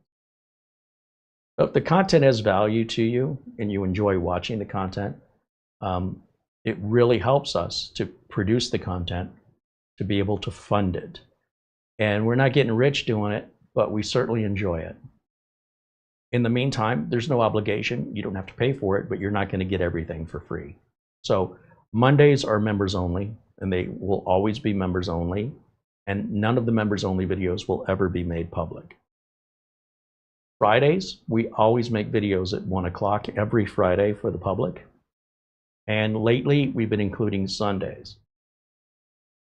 I try to avoid Saturdays because that's when a lot of content creators in the same space, like Doug Betts, Mike's Unboxing, Reviews, and How To, I don't want to step on their toes. And I need a day off, and Saturday is as good a day for me as any. So what about Tuesdays, Wednesdays, and Thursdays? There's no schedule. If we have content to make on Tuesday and Wednesday and Thursday, or Tuesday or Wednesday or Thursday, depending on what's going on with news, what items we have to review or repair, what items arrive in the mail from customers, you know, we're supposed to be getting a couple of machines in for repair. Will we get them? I mean, I'm thinking we will, but nothing I can do until they arrive. So when they arrive, if that's a Tuesday or a Wednesday or a Thursday, I might just go ahead and make a video that day. So the only days we have really set in schedule are Mondays, Fridays, and Sundays. Anything else is sort of extra, but we always start pretty much at 1 o'clock. On the rare occasion that I've gone live on Saturdays, it usually happens later in the evening because I know that my friends that are broadcasting are long done by then. And I try to make that content more of a hangout versus you know, anything critical or important. So you don't have to worry about missing out on a Saturday video.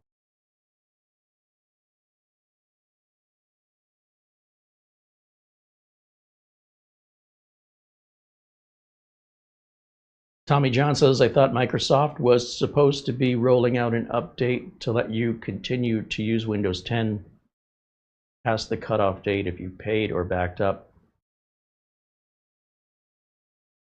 Yeah, I think you need to go back to the beginning of the video.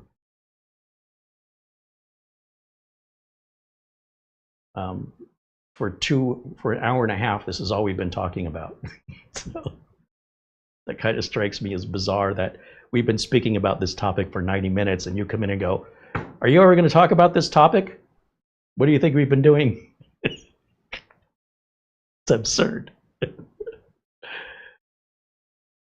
You can rewind this video. You don't have to wait. You can go back right now and then catch up with us. Play it back at double speed or something. So at least if you're going to ask questions, you're not asking the questions that have already been asked and answered. I mean, that would be nice if you would do that.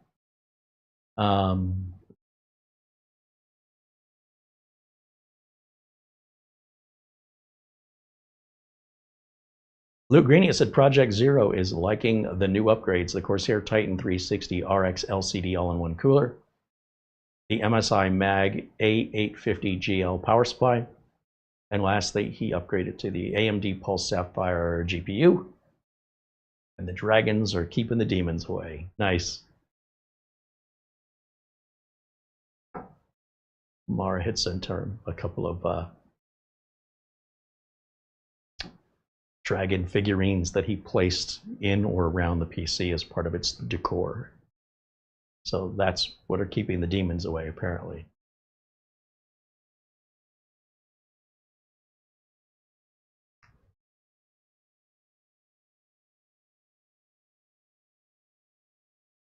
Any other questions I can answer for you guys at this point, you know, off topic or regardless? I do my best to provide an answer, a genuine, sincere answer. As clear as your question is as clear as my answer will be, but I will try my best. So have at it. The rest of the show, as far as I'm concerned, we're sort of done. We're not hearing back from any single person about following these steps. So I don't know how important this video is. I hear a lot of people asking and claiming to have anxiety, but they don't seem to be here, or they don't care enough to do it. So, okay. Maybe they'll do it later. Maybe it's just not a good time for them. Or maybe when I call their bluff, they actually have nothing. I don't know. Your guess is as good as mine. Everybody said, you really need to make this content. And then I make it. I go, well, did it work? I don't know. I don't need it. Okay. Totally worth my time.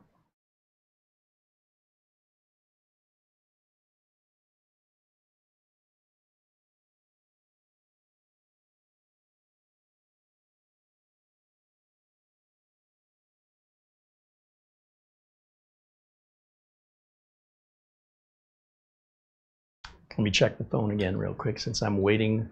There's a much longer delay between when I talk and when you hear me when we broadcast in 4K. It's 4 times the amount of bandwidth as 1080, so the delay is 4 times longer. So I will just occupy myself here for a moment.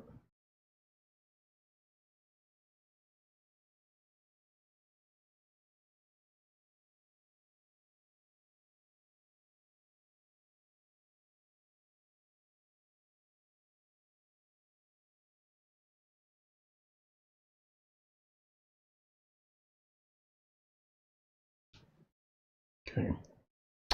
Let's see. What's that? You're working on a recipe that is working out for you? It is working out. All right. Well, I'm so excited. Well, don't jinx it. Right. Would you mind getting me a cold Gatorade? Of course. You can have this one. Once they get room temperature, it's like a melted popsicle. Okay.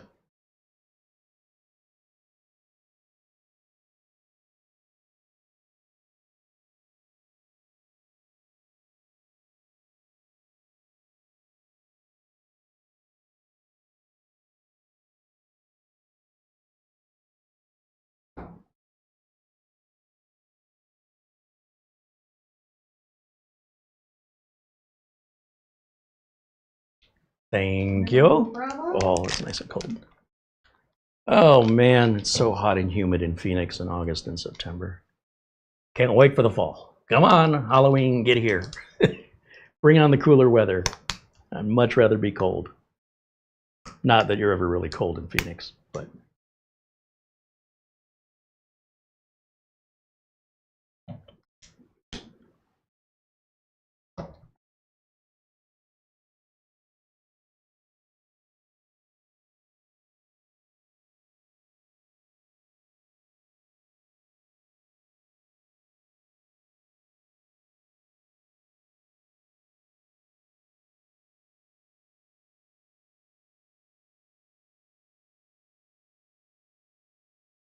Just scrolling through to see if there's any other questions I might have missed here.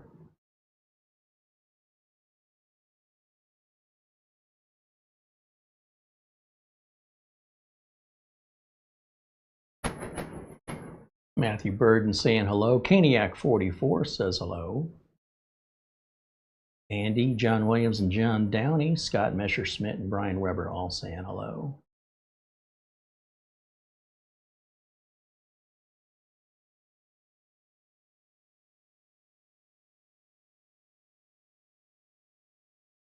Jimmy Welbert said, if I happen to see this problem at a computer at my job, I'll let you know. I can say that most customers seem to be taking the end of Windows 10 support ending seriously and upgrading hardware.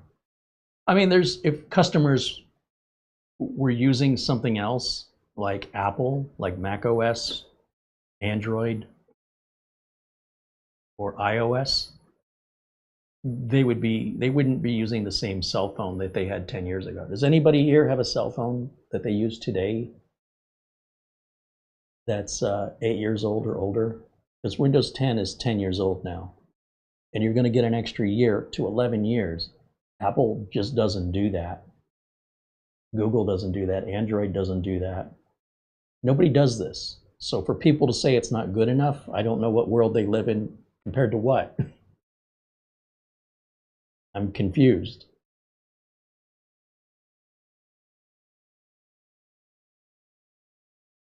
So Microsoft has given people plenty of time and plenty of reason to upgrade. There's nothing but good stuff in Windows 11 that's better than Windows 10. There's nothing in Windows 11 that's worse that I've ever experienced. I've never had a client complain, not once, that once we've gone to Windows 11, no single paying client of mine has ever said, can you put us back to Windows 10? Never. They do have a lot of anxiety about it. They have concerns. What if, what if, what if? And I say, well, let's start with one and see how it is. And if we run into any problems, we'll take care of that before we do the rest of the office. This is every single client I have. They all had the same unreasonable fear, false expectation appearing real. They allowed their imagination to get in the way of progress because they were afraid of the unknown. Once they had experience, once they stopped listening to the nonsense online or to friends or people that are anti-Microsoft or have their own little agenda and their own issues, that's their issues. They're not your issues.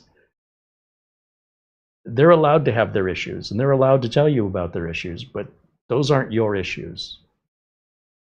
If I tell you I was in a car accident, what's that got to do with you? I don't know. But basically, once they had some hands-on experience with it, and I said, you know, let me know what you don't like. They said, I don't like the start button in the middle. Can we move that to the left? Click, click. Okay, is there anything else you don't like? And there's been a couple of minor things have moved, right? And you go, yeah, it's still there.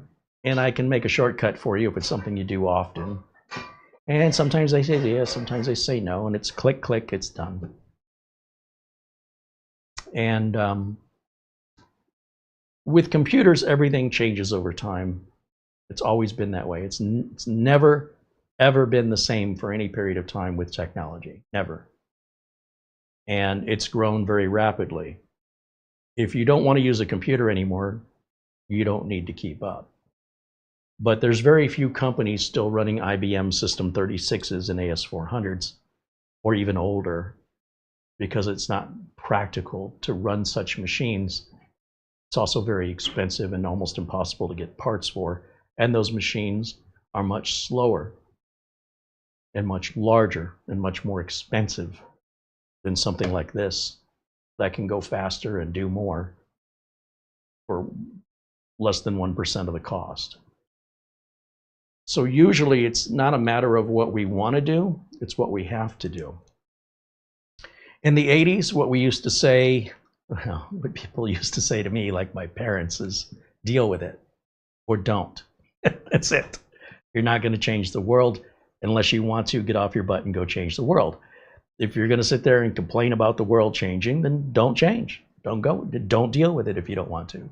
Doesn't affect any of us. It's on you. You're okay with it, we're okay with it. You want to keep up? Then keep up. You don't want to buy Microsoft products? Don't buy Microsoft products. I mean, I don't care. It really makes no difference in my life.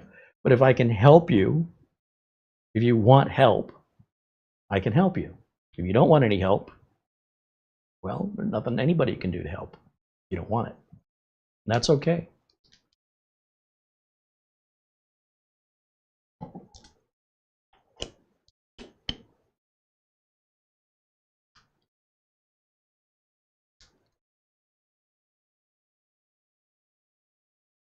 Katrina said, I copied and pasted all the commands line by line. However, some of the commands look like they maybe they were to be copies 2 lines at a time due to the position of the quotation marks. Well, you'd know if it said there was an error, right? So if it's coming back and it's saying it's fine, it's probably fine. You can always copy that into Notepad, copy it out of the video notes and put it into your own Notepad. And then you can verify it's all, you're not getting any line breaks in those individual lines. There's a great YouTube channel that did a wonderful video on this that I used as, there's a number of videos I looked at and most of them couldn't explain what they were doing. So the one I found that I used as my template, I think he's got a copy and paste. Let me just see for those commands. Let me pull his video up. What did I do with it? Give me just a second here. I think made a note of it in a text file.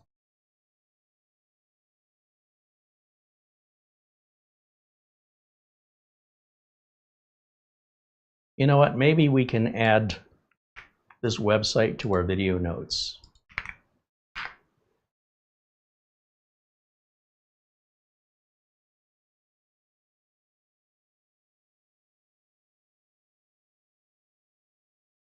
tips2fix.com, Windows 10, ESU enrollment not showing. Here's the quick fix.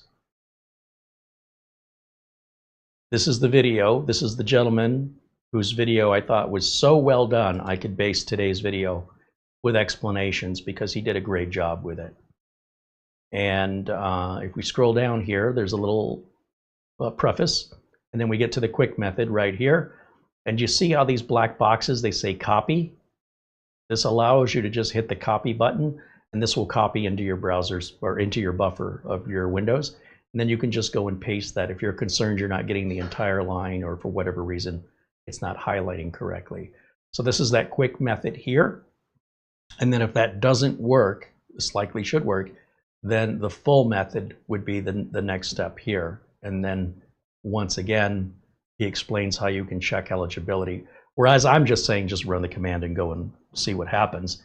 He's giving you the full extent of what these codes mean, what you're looking for in the code. But for me personally, I think that's a bit over the top. Most people are not that technical, but I really appreciate that he went through this effort to break this down step by step. And he's got a button here that says you can download the ESU, the extended support script right here, and it downloads a zip file. And if we open that zip file, we get a batch file. And if we open the batch file, let's see if I can open this with, oh, I have to extract it first. So we'll extract this .bat, right click on it and open with Notepad. Should be an option for me. Edit in Notepad, okay. And then let me share this with you so you can take a look at this batch, because you could just run the batch file too. Depends how involved you want to be. So if I come over here to my Notepad, that should be his script or his batch file. And the batch file is not intelligent. It can't tell what you've done or haven't done. So you have to tell it, you have to make a choice. You start with 1 and check your eligibility, right? And then you can do number 2 and you'll click the 2 button because it doesn't know if you've already run 1 or not. It doesn't know. You have to tell it. It's just a batch file. It's a very quick, simple batch file that's broken down into 5 possible options. And the first time you run it, you run 1. Then it's going to want to reboot, check and see if it works. If it doesn't reboot, then run it again and select number 2. And if you want to check the C, regardless of your results, you can choose number 3. If you want to disable the ESU for some reason, you choose number 4. And if you started the program and you don't know why you started it, just press number 5. So there you go. ConsumerESU all-in-one.bat. I mean, somebody spent some time on this, presumably him, and it kind of stands on its own with its thoroughness and explanation compared to any other content I've seen yet on YouTube. This guy's leading the way. And my video is definitely not as good as his, so you should definitely watch his video if you want a better, more thorough understanding of what each of these steps do. So credit to where credit is due, because that guy did a bang-up job. Fantastic. I feel bad for not saying his name.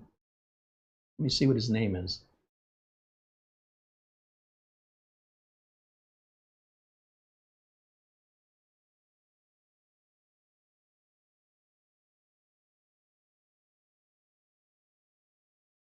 He doesn't seem to let us know his name.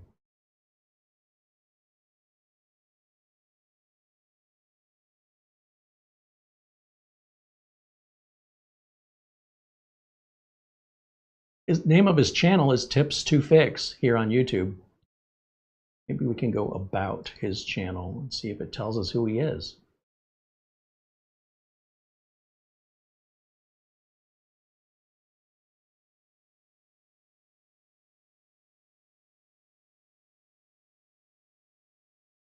He keeps referring to our team, us, we. This doesn't seem to be a specific person.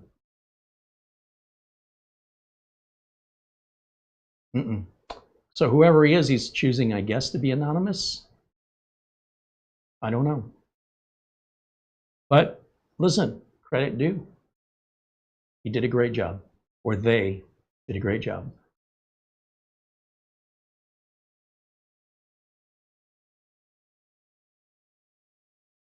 I wasn't born knowing any of this information. I just have an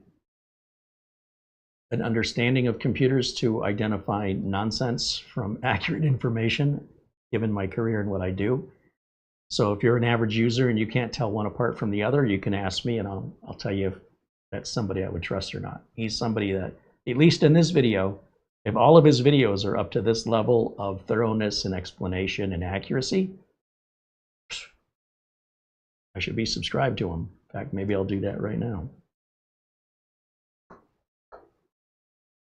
Looks like he's had a YouTube channel here since 2013, and he's got only 345 videos. So,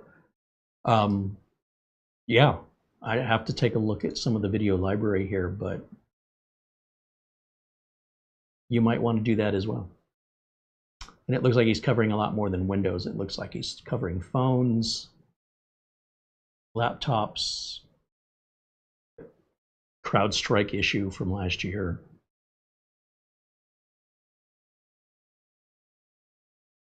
And he's showing people how to put Windows 11 on computers that are not Windows 11 compatible, so I can't get behind that. So I'm not 100% behind this guy. But that's okay.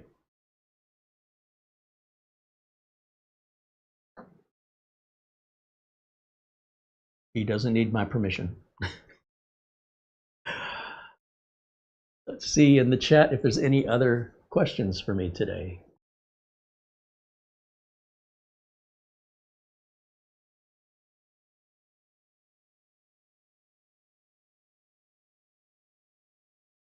Katrina says it works for me. Maybe not everyone, but most it'll work for. I just have to share, this is groundbreaking. I love this so much. Mara's working on a new recipe that supposedly can't be done, or can't be done well. Has not been done before. Has not been tried. Well, yeah.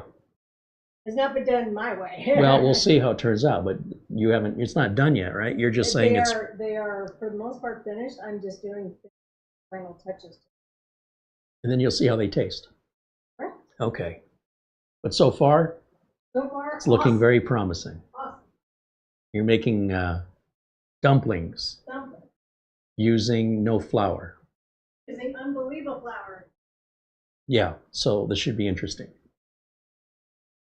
Unbelievable flour. Unbelievable flour. And only that. Yeah.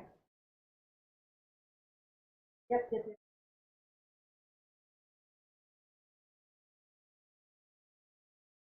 I guess Katrina's in northwest Montana. 65 degrees Fahrenheit in Montana. I went to Montana for lunch. Does that count being in Montana? I was at Yellowstone and I exited out the Montana side and went to the first pizza place. I said, okay, been to Montana, took a picture, welcome to Montana sign, had my pizza, got back in the car, went back into Yellowstone. Does that count for being in Montana? I'm gonna say it counts. Like 2 miles in. Katrina says, I've got at least 5 more of these computers with Windows 10 to do. Wow, people can be so unwilling to upgrade to a new OS, but whatever. Now they have another year to dither. Yeah. Well, look, you don't have to do it if you don't want to. Nobody's forcing you to do it. Nobody's forcing them to go to Windows 11. Nobody's forcing them to even use a computer. Everything's voluntary and choices from all of us. So it's fine. You don't have to live with it. They want to stay on Windows 10. That's their own bed they want to lie in. You don't have to be in that. You just, okay, here you go. Have a nice day. It all pays the same.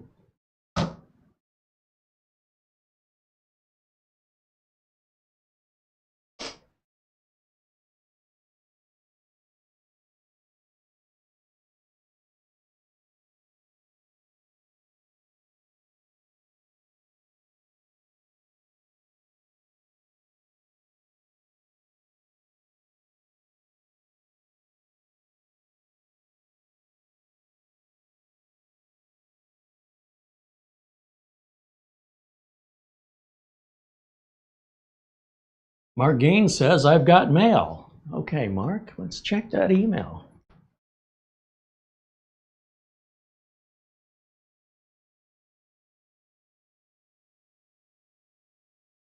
A PayPal contribution of $12.92. He said, here's my contribution in lieu of a super chat. Thank you for all you do. We really appreciate you sending that via PayPal rather than in super chat. Mark knows this, but the others, many of you may not know, YouTube takes 30% of any membership money, any super chat money, and they make us wait 30 to 60 days before they'll pass it on to us. If you contribute other ways like PayPal or Amazon gift cards, PayPal will take maybe 3%, which is nothing, and Amazon will take 0%, and both of them give us the contribution in minutes. And we end up spending all the money at Amazon anyway. So the Amazon gift cards are really nice. Buster's been sending us Amazon gift cards instead of super chats. And if you think about, if Buster's sending $10, let's just use this as an easy number. And he sends us more than that, but let's forget that for now. If he's going to super chat us $10, then YouTube's taking $3. And if he does that every single time we're live, and we've been live, let's say, 10 times in 2 weeks, then that $10 is $100 that he has sent us, right? 10 times 10 is 100. And YouTube's taking 30% of that 100, which in total is $3 for every 10 or $30 for every 100, $300 for every 1,000, $3,000 for every $10,000. It's pretty simple math. And we appreciate any contributions. We absolutely don't expect them. It's like a tip. Never expected, but it's always appreciated. But sometimes people will tip on a credit card, let's just say at a restaurant. And at the end of the day, when they close out, you know, there might be a fee that's deducted from their tip, and they might I mean, I'm assuming they get cashed out, but I don't know. It's been a long time since I've worked in a restaurant. But if you just say, okay, here's the credit card to pay the check, and slip out 10 or 20 bucks and go, this is for you, and they can stick it right in their pocket. If it's still the same amount of tip I was going to leave, it ensures to me that the person is getting the entire amount. And when I get service from certain individuals, I want to make sure. Because I've had individuals go, don't leave a tip. I go, what do you mean don't leave a tip? And they're like, we don't even get those tips. The owner here doesn't give it to us. Oh, well, that's not who I was giving it to. I wasn't giving it to the owner. I was giving it to the people doing the work. They're like, yeah, we appreciate that you. And again, this is a place where we frequent business often. And they got to know us, and they're like, we don't see that. If you're intending to give that to us, we don't get it. Good to know. So it's nice when people go out of their way to do that for us. We certainly appreciate any contributions regardless. But that's just icing on the cake. And thank you, Mark. Thank you for that as well, of course.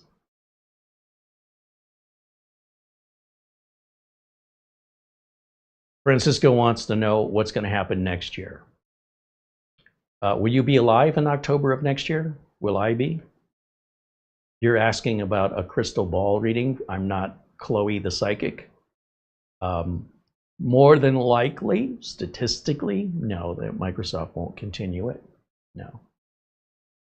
But I don't run Microsoft. Microsoft doesn't check with me. Microsoft has no incentive to give you guys an extra year. It's already 10 years old.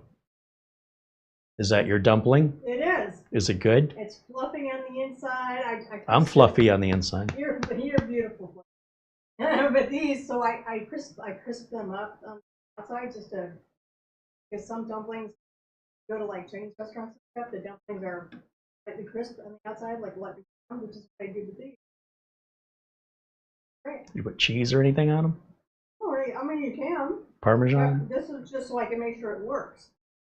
They're delicious. Sounds like you got another recipe. I got a winner. Got another cookbook coming out. I love it.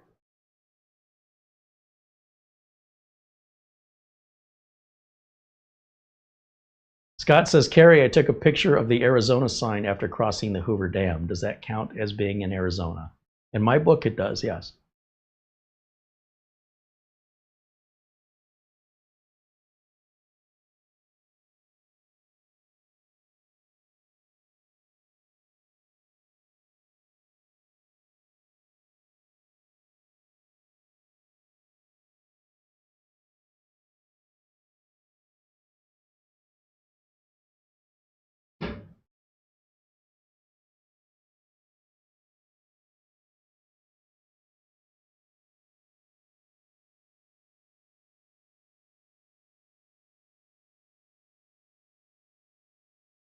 So back to Francisco's question, if there's going to be any more support after this round of 12 months, it's like asking, are they going to get dessert after your dessert? Probably not, but I can't say for sure. Nobody can say for sure. The only ones who can say for sure is Microsoft, but I can't imagine why they would lose money for people who aren't paying any money to keep giving them support when they're not making any money and they have to pay all the developers. It's going to cost them hundreds of millions of dollars for them to make that decision. And if they make decisions like that, they probably won't be in business much longer. There's only so much loss you can take. So they can absorb this 12 additional months, but rest assured, they're not making any money on it. They're taking it as a loss.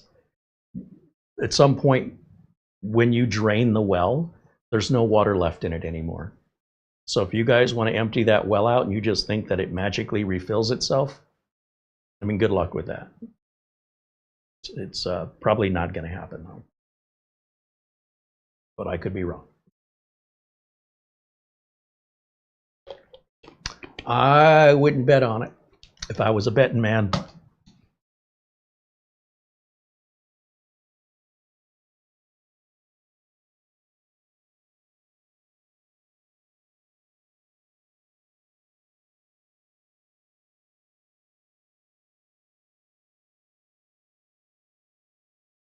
Francisco says, can I upgrade my Lenovo laptop 7500U to Windows 11? Well, you can. You can upgrade to Windows 11, but because your computer does not meet the Windows 11 requirements, you will not be running as secure as you will be with Windows 10. When you force something that's not supposed to go together, there's a reason why it doesn't go together. And you're not exempt from those reasons. The reasons are not arbitrary. The reasons are not out to get you. The same rules apply to all of us equally around the world when it comes to compatibility and operating systems and security and the threats. They apply to all of us. So if you want to bypass the security requirements, it's no different than if you want to drive around the railroad crossing guard when it's down and you want to race the train. I mean, you might be killed and hit by the train, or maybe you'll be fine. It's just your decision and your consequences. When those railroad barriers come down, I do not go around them. There's plenty of YouTube videos of people going around them, and many of those are people dying. People make bad decisions all the time. So I'm not here to prevent you from making a bad decision. I'm here to set your expectations accordingly. If you put Windows 11 on a non-compatible computer, you are not guaranteed any Windows 11 updates. If, for example, let's just use a real world example. If you put Windows 11 on your non-compatible computer 2 years ago, you could not get 23H2 and you could not get 24H2. You have to wipe out and start over again and do the bypass all over. There's certain updates will not come to you regardless. That's already been in place, and anybody who's done this will tell you. Furthermore, those compatibility issues are there. Windows 11 is designed to keep you more protected. But by bypassing those very protections, you are now more vulnerable with Windows 11 on incompatible hardware than if you just would have stayed on Windows 10, because that's what it was designed to run, and that's what will keep you safer. So you can do whatever you want to do. It doesn't bother me. But do understand that the rules aren't different for you. The same consequences anybody would have if they made that decision are also your consequences too. You're not better than any of us. The rules don't apply differently to you. And the same consequences for all of us who follow that same procedure will be equally the same, no matter who you are or where you are, anywhere in the world. So that's your choice.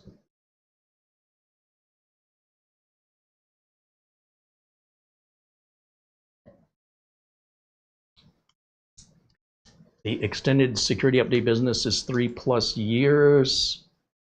I am not aware that ESU, oh, you're saying for businesses.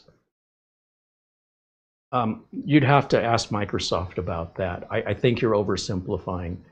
The updates that go out to businesses are sometimes different than the updates that go out to consumers.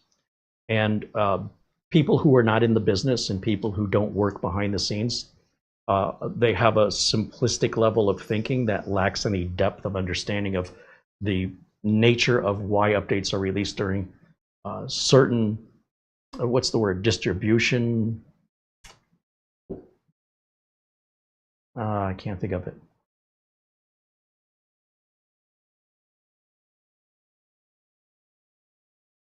Channels. There's different, I got there, different distribution channels for business than consumers. And this idea that everything is the same is just a lack of being in the business. It's a, if you don't listen to country music, then all country music sounds the same. It's very common for somebody to go, why does all country music sound the same? Or why does all rock and roll music, why does all pop music sound the same? Because that's its genre. Its genre is pop, or its genre is country. That's what defines the genre. But if you actually listen to the music, you'll hear these songs are very different. There's a variety of country music and a variety of pop music, a variety of rock and roll music. But if you're not paying attention and if you're not that into it and you don't understand or acknowledge the nuances, then to you it's all the same. But that oversimplification is often from people who lack a depth of understanding of the complexity of actually being the people who do the work. And it's very common in the world today. I mean, we see it more and more where people oversimplify the world around them based on the little information they have. And when you encourage them, like, if this really matters to you, maybe you should get into that line of work. No, they can't be bothered. And if you say, well, you might be better if you're that interested in it, you know, to gain a more in-depth knowledge of it, they don't want to do that either. It doesn't fit their agenda. And that's not everybody, but I just see that so often. It's difficult to offer help to people that have already made up their mind, regardless of the actual facts. But on the other hand, you know, assuming everything you said was true and the world is that simple, then the answer would have to come from Microsoft. It wouldn't be for me to answer. It'd be like asking why you wore the clothes you wore today. I don't know why you picked that. And I'm not saying there's anything wrong with it. I have no idea why you made the decisions you made. And the only way I would know is to ask you, not anybody else. So, but yeah, the oversimplification of things it's a little frustrating for me when I dive into it and I try to explain it, and some people just don't want to hear it. They just don't want, nope. Because it unravels the whole conspiracy.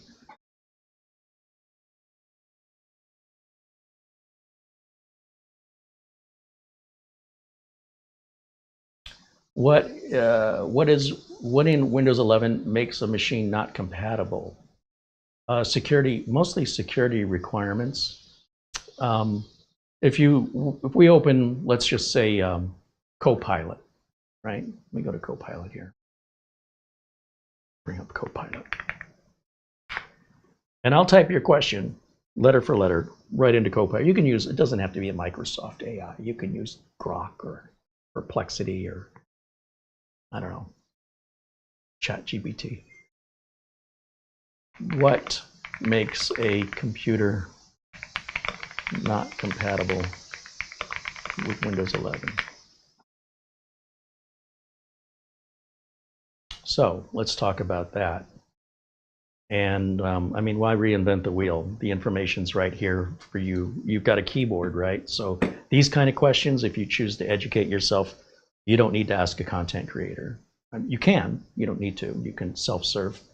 But if we share this screen here, if I go to, let's see, we'll go over here to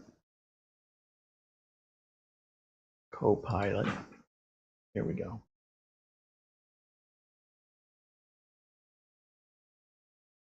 So you have system requirements, right? Which is always the case. You have a certain amount of RAM, just like playing a video game. Certain amount of storage. There's bare minimums. And my joke is, this isn't what it takes to run it. This is what it takes to crawl it. If you want it to run, you need more.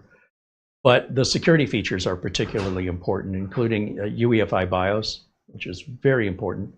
TPM 2.0 is critical, and it's becoming more and more critical every day. And when Microsoft initially introduced it, the level of lack of information from people and their understanding of technology, they didn't get this. And as the internet's become more dangerous, it's starting to make more sense to people who didn't understand it before. But Microsoft's been ahead of this curve, and they want to keep you ahead of it. They want to be proactive rather than reactive. The same goes with Secure Boot, although that's not absolutely required. You know, here it's saying it must support and have Secure Boot enabled. You can run Windows 11 just fine with Secure Boot disabled. But you definitely want to have that enabled. There's no downside to you enabling it. It's only there for your protection. The display in the operating system, the graphical user interface, is more advanced than previous operating systems, and as such requires a lot more power to display the pretty pictures on your screen that you're clicking on.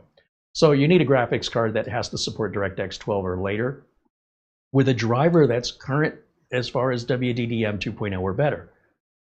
You're not going to run this on a screen smaller than 9 inches and 720 resolution. You won't be able to see everything in the operating system. Obviously, you need an internet connection. So some of the very common reasons that people cannot upgrade to Windows 11 is because they have a legacy BIOS.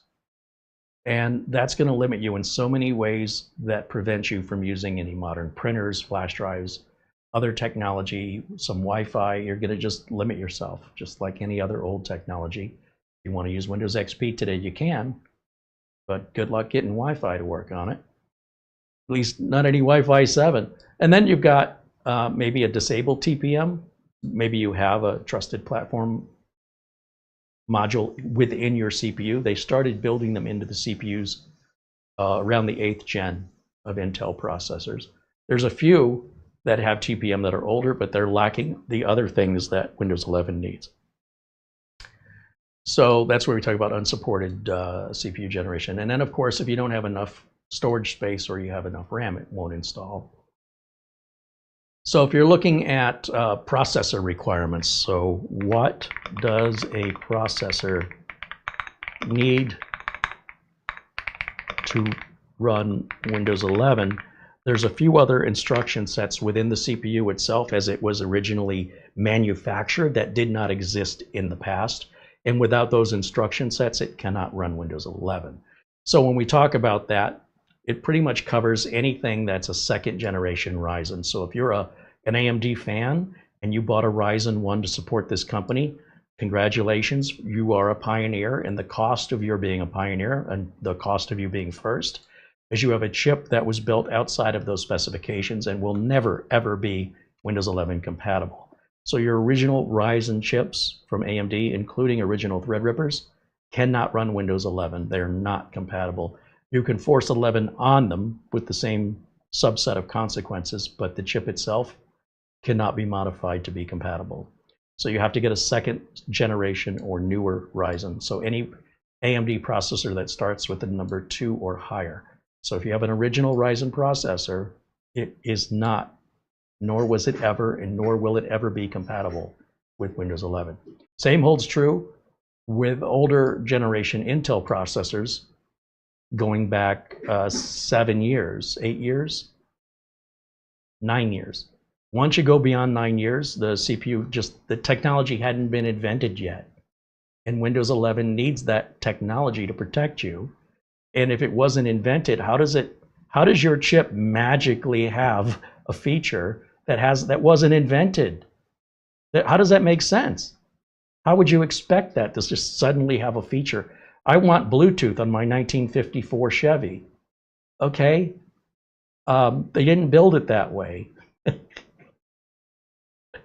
I want factory Bluetooth. Buy a car that has it if you want it. Now, you could say, oh, well, Bluetooth, I can add that manually. Maybe, maybe not. Depends on your skills. But the CPU, it's millions, if not billions of transistors. Even a microscope, a powerful microscope, you'd have a hard time visually seeing what's happening there without some serious digital amplification. And then to understand what you're looking at and to be able to make these very surgical modifications will likely cost you somewhere around $2 or $3 million just to make the modifications to add the technology to an older chip if you had the tools and the skills to be able to do that. It doesn't make any sense why anybody would spend that kind of money and effort or simply just get a newer CPU or don't run Windows anymore. If you don't like it, don't use it anymore. It's really simple. You have Linux available. In fact, you don't even have to use a computer. You can just use your phone or use a tablet, and it sounds like you might be a lot happier. So if that's the case, make better choices. But yeah, they did not, nor can we today, create things today that have what we need in the future. We don't know what we're going to need in the future. So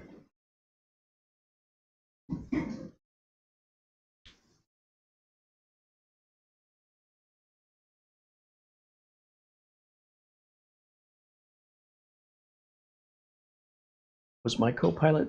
Oh, I think I closed Copilot, right? Is that why? Okay. I'm a little confused here. It's like, where did my Copilot window go? But Copilot's a great way to ask a question the same way you would ask a person. And AI still isn't 100%. It's far from 100% accurate, but it's a lot more accurate than most people you talk to right now, and it's only getting better every day. Some people are very opposed to AI, but it doesn't matter. It won't change anything. Progress is coming, and if you stand in the way of it, you're just going to get left behind. It won't stop for you. So you may choose to not participate in it, but you won't stop it. It's one of those things. It's different. It's a new way of doing things. And it may put people out of jobs, but it'll also create new jobs. So it's, you know, there's not too many blacksmiths around today or leathersmiths. There's a few. Overnight, the country, everybody rode a horse. And overnight, people rode horses for 500 years. And within a matter of the invention of the automobile being affordable, like the Model T, horses and corrals and every horse-related carriage and business went away quickly, like within just a couple of years, gone. Because nobody wanted that anymore. It was inconvenient, smelly, and slow. So this is the same world that we're living in today. And these changes are going to occur with or without your consent. Your only question is, do you want to, are you interested in this change? Or do you wish to say, ticket please, I'm getting off the ride? That's your choice. But I'm telling you, when you open your mind up to the possibilities the way children do, that amazement that children get from seeing these new, having these new experiences, you can relive that again by just being open to it. But it's also a choice you make. I was a little bit reluctant with AI. And Doug Betts, our friend, live Windows training with Doug Betts, he started using it live on his channel to answer questions live. And I don't know why everybody isn't using this now. We don't have to wonder. Sometimes I see a content creator saying, hey, can somebody tell me who this person is? I like this song. Where are they from? Like, just type in the name of the band while you're live. Oh, well, now I know. So you're going to see more and more of that.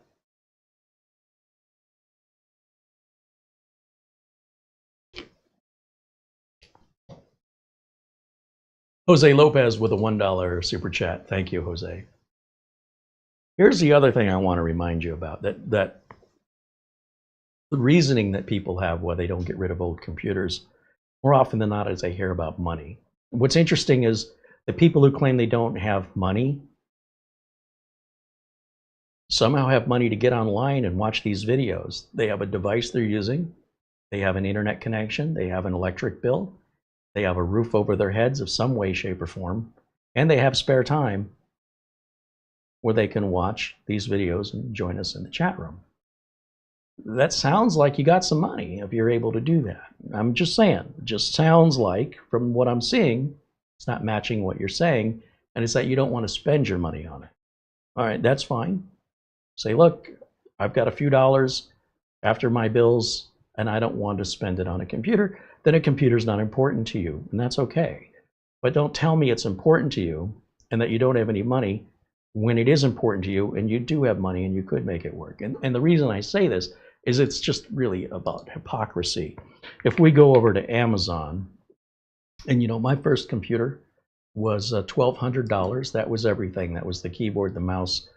It was a 286-12 that turboed to 16, not to 1.6 gigahertz, not to 1600, not to 2500, not to 5000, not to 6000, 12. Okay. 4 megs, not gigs, of RAM, 4 megs, 40 meg IDE hard drive, 40 meg IDE hard drive. Orange or amber monitor with no color. That was $1,200 in about 1989. Okay, so with that in mind, let's go over to Amazon and let's see how much a brand new computer costs today. Brand new. I'm not even talking going to Goodwill or seeing what's refurbished or buying something used off eBay. Brand new on Amazon. How much under $1,200 do you think I can find a brand new computer that already has Windows 11 on it and is fully supported by Windows 11 without any workarounds or hacks or consequences therein? Let's take a look and see. I'm over here to Amazon. I type in mini PC up here. And let's see what we got. $200, 260. A pretty nice one here for $519. 157. 115. $115. It's an N5095, 8 gigs of RAM, 256 gig of storage. This costs less than my internet bill. This costs half of my monthly internet bill.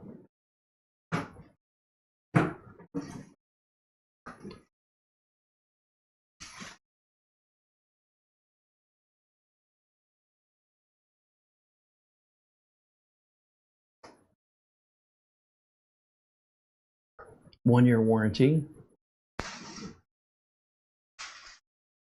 I wonder if we can get a little more power and performance for around the same price. This is much more powerful. Ryzen 5 3550. Twice the RAM, twice the storage. Can support 3 4K displays at the same time with USB 3, USB 2, 2 HDMI outputs, and Wi-Fi 5 and Bluetooth 5, which I guarantee your Microsoft 7th Gen isn't going to have. Look at the price.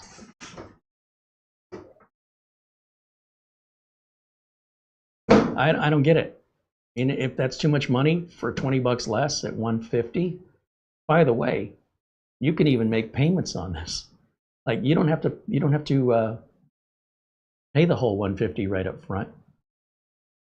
There's payment plans that you can do, and on top of that,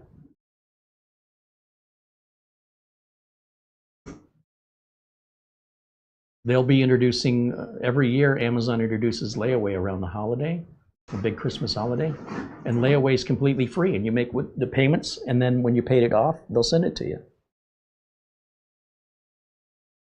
So I think at this point, anybody that's stubbornly refusing to acknowledge the few pennies that it costs to get a new computer these days, claiming they don't have money, yet they somehow have internet and they're somehow watching these videos, and who's ever paying your bills, ask them to buy you one. You're not asking for a big gift. Say, you know what I'd like this Christmas, if you could do something for me? And then just tell them I'd like one of these little mini PCs. If that's the world you live in, where other people have to do everything for you, so be it.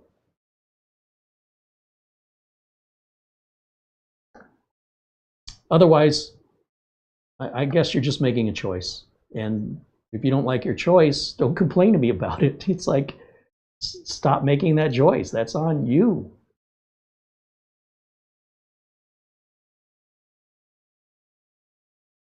It's sometimes a little frustrating. Somebody says, I'm starving. Could you help me out? Give me something to eat. Yeah, here, you can have this. Oh no, I don't like that. Well, then don't eat it. I mean, have a nice day. You think I'm going to make a custom meal? I don't know. Andy mentions the GMK Tech G3 Plus is $138. We've shown that here. It was a value then, it's a value now. Thank you for the reminder.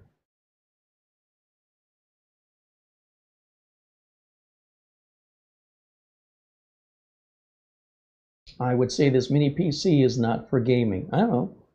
Depends what kind of games you play. I think I could play lots of games on it. I don't know what you're talking about. I think you have a different definition of gaming than I do.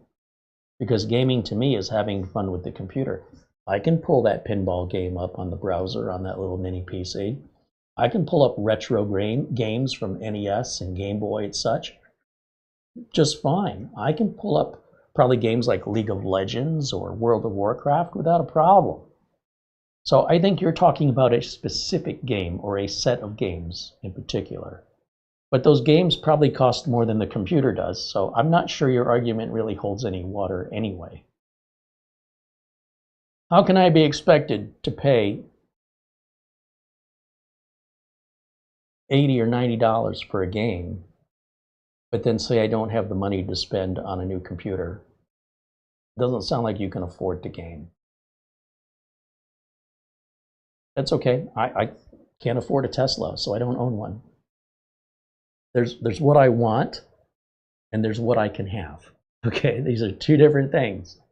And what I can have is based on what I can afford. And if I can't afford it, I can't have it.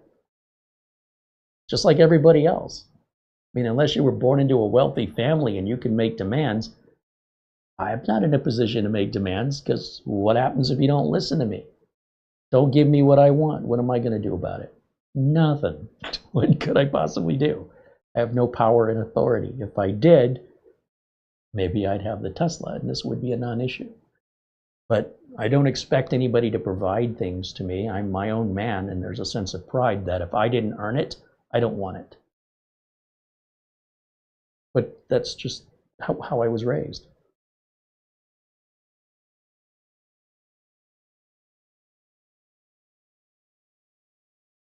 Andy mentions the Riatin Alloy 9 mini PC that we recently reviewed will play nearly any AAA game.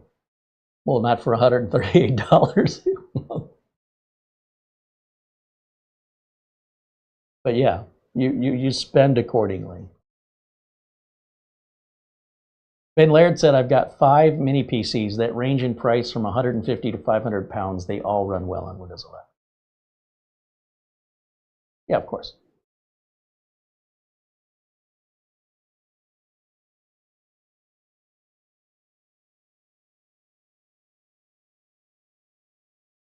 So whatever your requirements are, like if you're saying to me,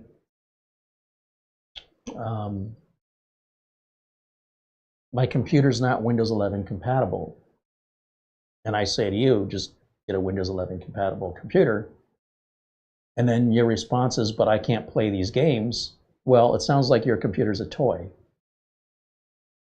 I mean, it's like complaining to me that the Tonka truck that somebody offered you for free isn't good enough for you. So you can save your money and you can go buy the Tonka truck you want, or you can go without a Tonka truck. You know what a Tonka truck is? It's a children's toy. No one's taking it to work in their commute. It's a toy to pretend and to play. If your computer is your toy, enjoy your toy. Have fun. If you wish you had a more expensive toy, go buy one. Save up your money and earn it and buy it. I don't know what, this is so simple. This is not a thing that's keeping the lights on. How are you paying your bill? It's none of my business. But I mean, I would rather have food in my refrigerator and my electricity on than worry about I can play CSGO. But that's just me. Maybe I'm just weird that way. It's a luxury item. You know what I mean? If it can have it, it's nice, but I don't need that to live. And if I can't afford it, then I go without. So what? You live.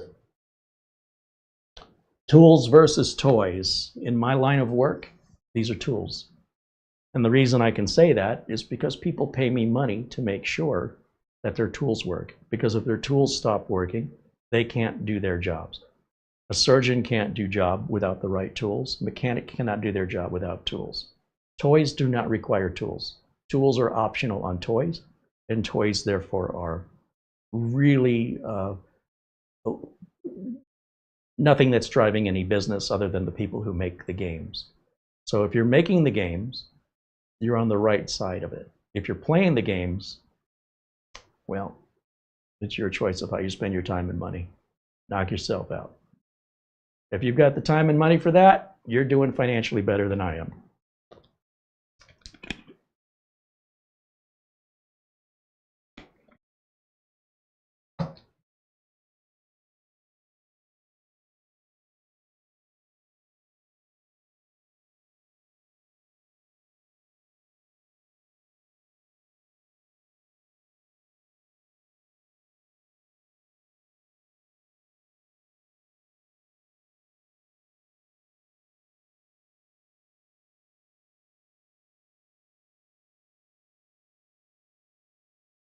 I heard Mara back there breaking down some boxes. I think Amazon brought us some new things to review.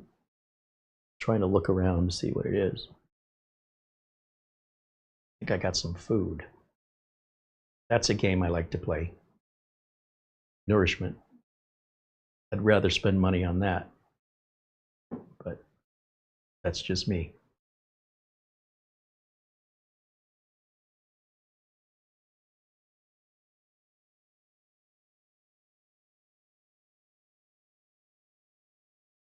Essential Working Too Hard says hello. Welcome in. Got a box with this right here. Oh, a big heavy box? It's all on you. Yeah, I know what that is. You can just set it down.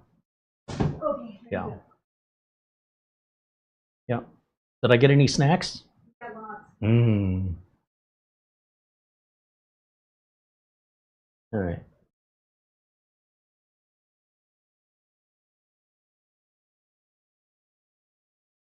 There's some snacks I can only get on Amazon, or I have to get in the car and drive several states away, which would cost hundreds in gas and hotels.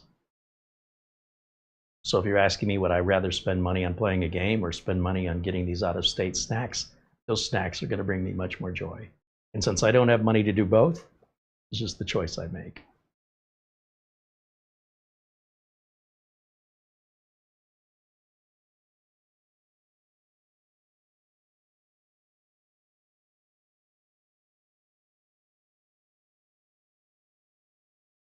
Chat room's pretty quiet.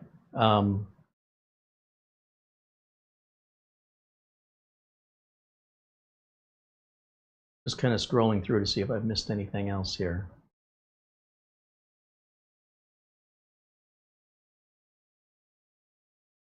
John Williams mentions his mini PC is working perfectly. Yeah. Thank you for the update. Typically in my line of work, no news is good news. A lot of times when customers don't contact you, it means they're not having any issues. Sometimes if I think about them, I'll reach out and say, hey, how's things going? Every once in a while, a customer might call, and I think, oh no. And then they call, I go, how can I help you? Nothing. Just wanted to let you know I really appreciate the work you've done and everything's working great. And I wanted to thank you again. I'm sorry, what? So what do you need? Nothing. Just want to remind you that we were thinking of you. We appreciate your work. Everything's working stellar. We're not avoiding you. We haven't ghosted you. We've had no reason to call you. And thank you. I'm like, I don't know what to say. Wow, you called me for that? Yeah, I'm sorry. Did I bother you? No. You should call me like that more often. I don't know. I don't even know how to respond. I'm not prepared for this.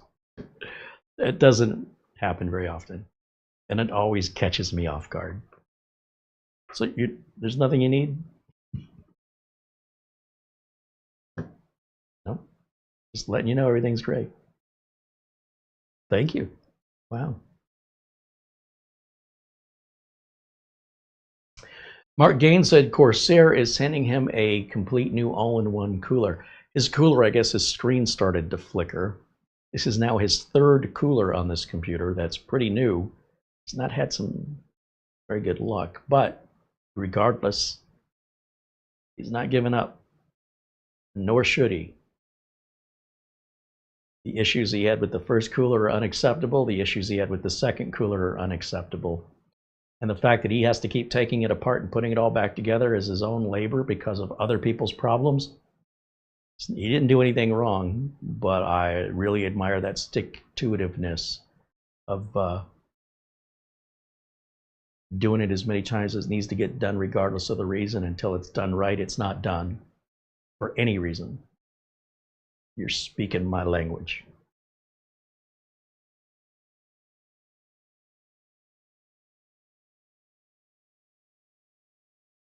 So hopefully that one, third time's the charm, maybe that one will be the magic one that you put it in and you're good for years.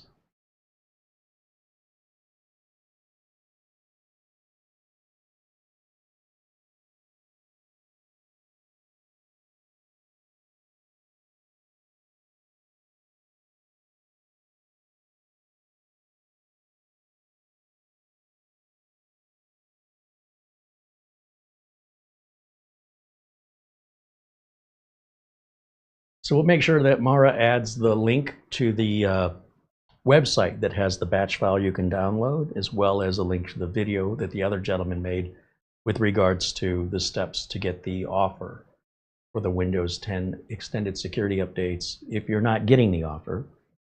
And assuming you've already updated Windows to ever, you're checking for updates, it says there's no more updates. Now, if you recently got an update within the last day or 2 or 3, maybe give it another couple days. It still may not be your turn in line. If you don't care what your place in line is and you want to take cuts, you can follow those steps. It shouldn't hurt anything. And that should resolve it for you. It may be unnecessary work you're doing if you're just more patient, but you don't have to be.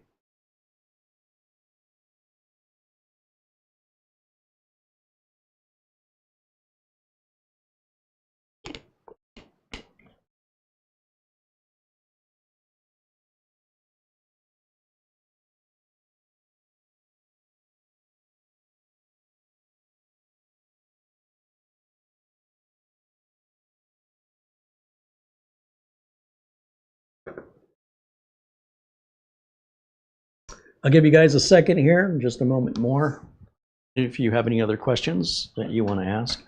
Otherwise, let me see. I got to check what arrived from Amazon. Those are empty boxes. Oh, hello. Oh, what's this? Oh, all right.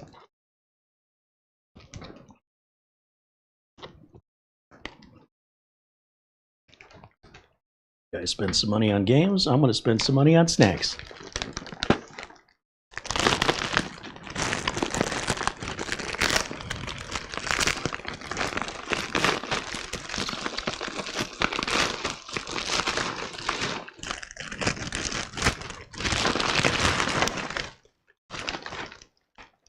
This is Pop Daddy pretzels.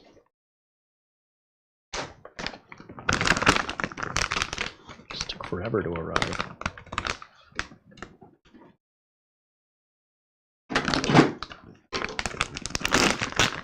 Didn't realize there was a pull tab. And Mara says she just added the link. Pretzels.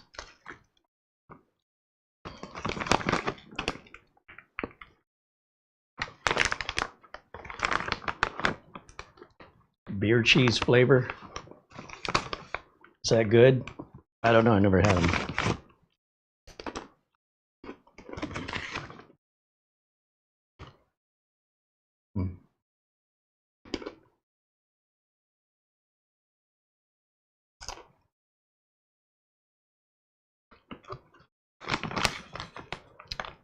You know what they taste like?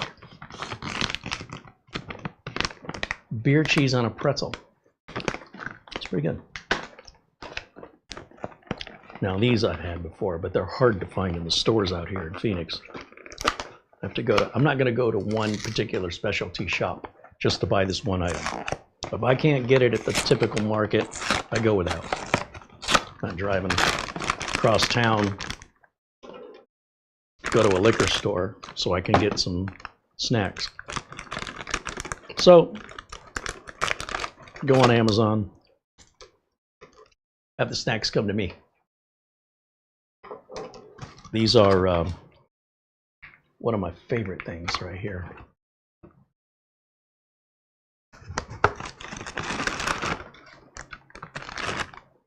Oh, it smells so good. These are, oh, this is happiness in a bag right here. Oh, yes. This one's broken. It's crumbly.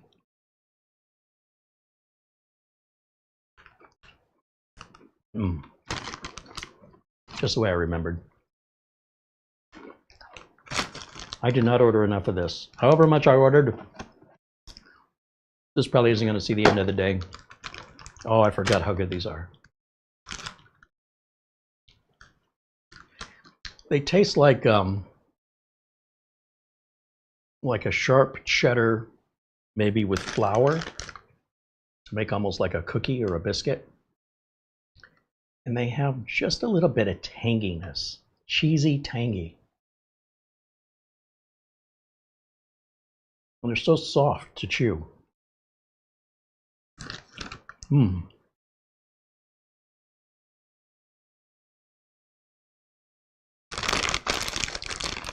You and me got plans later.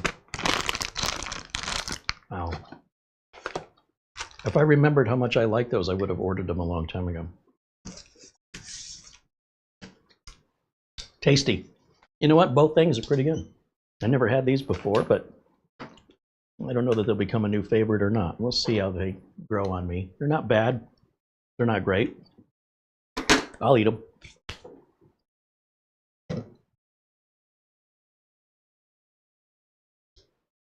It's a big bag of pretzels. I don't think, is it? 7.5 ounces. In America, that's like baby size. A close-up of these? Well, if I have to, if you're gonna make me, I'll do it.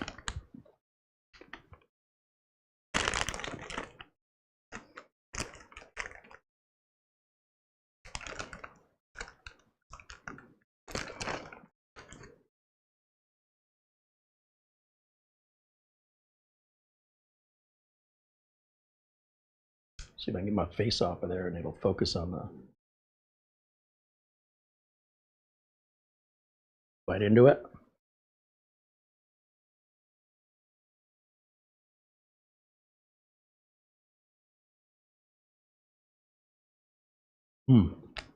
Darn you, making me eat these. Yeah, you're going to talk about food, you might as well talk about healthy food. This is healthy. Not crap. This is not crap. That's crap. Don't eat that, people. It'll kill you. Hold on, let me see. Ingredients: cheddar cheese, salt, wrap. Gotta be careful now. Yeah, It's just like Grandma used to make. it's crap. Well, if that's crap, You're a bad influence. that explains my blank eating grin. I caught yourself. See what I did there? Ooh, that's tasty. Damn.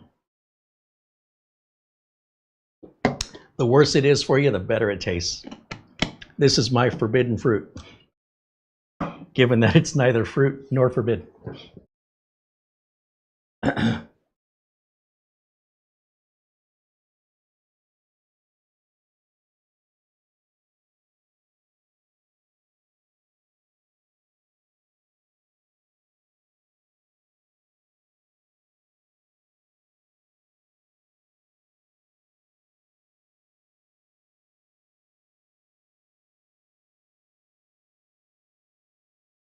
Andy says, thank you, Mr. Holzman and Ms. Marlena, for your another valuable live stream. Well, I think you guys add all the value personally. I wish there was a way I could do a live demonstration, but again, I don't, and I cannot emphasize this enough. I have never seen a Windows 10 computer that doesn't automatically enroll or offer the enrollment, is what I mean to say. I've seen a lot of impatient people who can't wait their turn. And I've seen people who are modifying their computers, not realizing they're the cause of their own demise. But regardless of the reason why, it's nice to know that there's a workaround for it, should you require it. And I do believe it should work pretty much for everybody. And if it doesn't work for you for any reason, and you're looking for help and you want to reach out to us, I'll put our email address back up on the screen. We still might be able to help you. But you will be in such a unique place, we'll probably have to either interrogate you with a lot of information, or perhaps offer to log in remotely so we can take a look at it.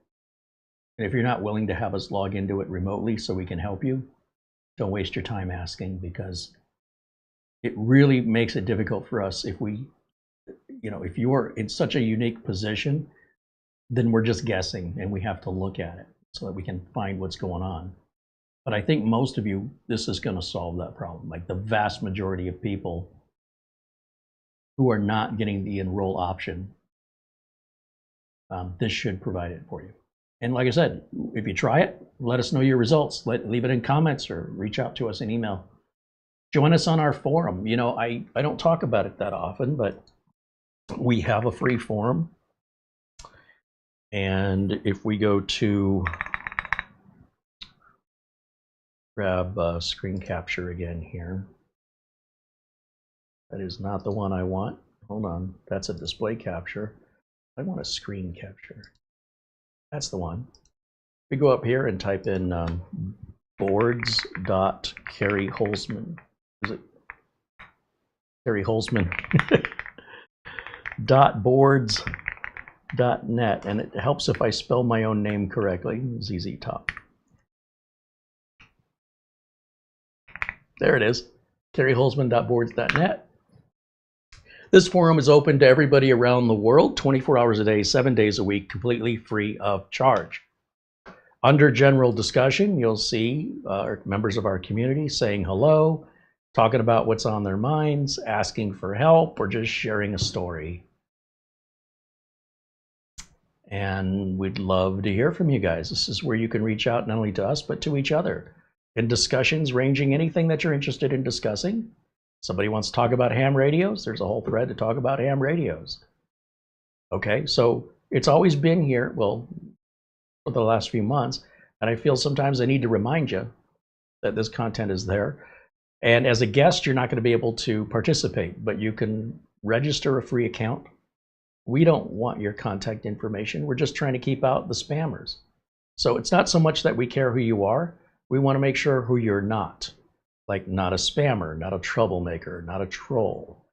That's why you need to register. If spammers and hackers and trolls didn't exist, this would be open without registration. But there's nothing nefarious in us asking for your registration. It's the world we live in that requires it, not us. Once you've registered for free, you just log in and you can create your own threads, respond to others. We'd love to see you in there. And you can see the boards itself are financed through these pop-up ads or whatever. We have nothing to do with that either. We don't get any money from this. We're just offering it to the community as a gift. And somebody's got to pay for it. So I guess the people at boards.net, whoever they are, they're the ones paying for it with these ads. We got no say in it. There's what we want and what we can have. We wanted a free board. This is what we could get for free, okay? And that way we could offer it for free, and that's all it's for. So there you go. There you go. All right.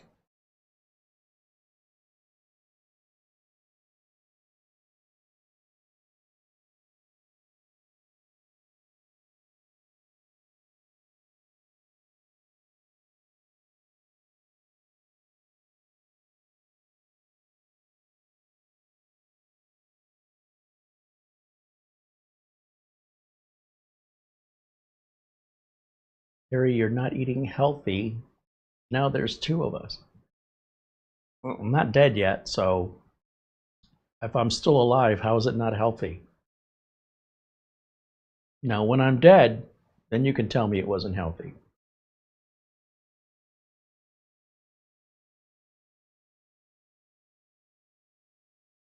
Katrina says, thank you, Carey. Your video and notes worked and were very helpful. I've done it on 2 computers now, and it worked on both.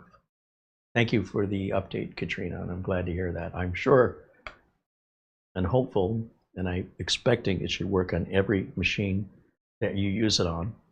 And if it doesn't, let us know. But I appreciate that update very much. I'm glad somebody got a benefit from today's video. One person. Chalk it up on the board. One. You'll probably see a lot more content creators coming out with this exact same fix that I'm showing you as we nearer to October 14th, and that becomes more clickbaity. Expect to see more of it. And that's just the way it works here on YouTube now. That doesn't mean their content won't be better than mine. I'd like to see our friend Ask Your Computer guy, Scott Merrill, if he would make this video, because he could do a much better job than me and he can demonstrate it. And if he does, I look forward to seeing it, as I would hope you do as well. Great friend of the channel, and he does great work on his channel. And if you're not subscribed to watching Scott Merrill, Ask Your Computer Guy, you should. His videos get a lot more views than mine do. Okay, that is gonna wrap it up for me for today. Thank you again for hanging out. Always enjoy spending time with all of you. Thank you for your generosity, your kindness, your support, your memberships, those super chat contributions. A shout out again, one more time, to Mark Gaines and Buster and our friend Charlie Purdy as well for those gifts today. Very much appreciated. Thanks to Mara, of course, for all the work she does behind the scenes. She has added the link to the batch file and everything else from the other content creator. While we were live, she took care of that. And thank you to all the members who continue to make it possible for us to continue to make content without being beholden to a corporation that controls what we say or how we say it. The benefit of being independent is Disney can't get upset at us and fire us. If we work for Disney, they can fire us. That's how the jobs work. But if we work for ourselves, then we maintain that control. And that's only possible through your support. So again, my deepest and sincerest gratitude to each and every one of you for making these videos possible. That's going to wrap it up for me for today. Enjoy the rest of your Sunday. Back to work tomorrow, start of another week. And for the members, we look forward to seeing you tomorrow at 1 o'clock, as we do every Monday. Until next time, bye for now.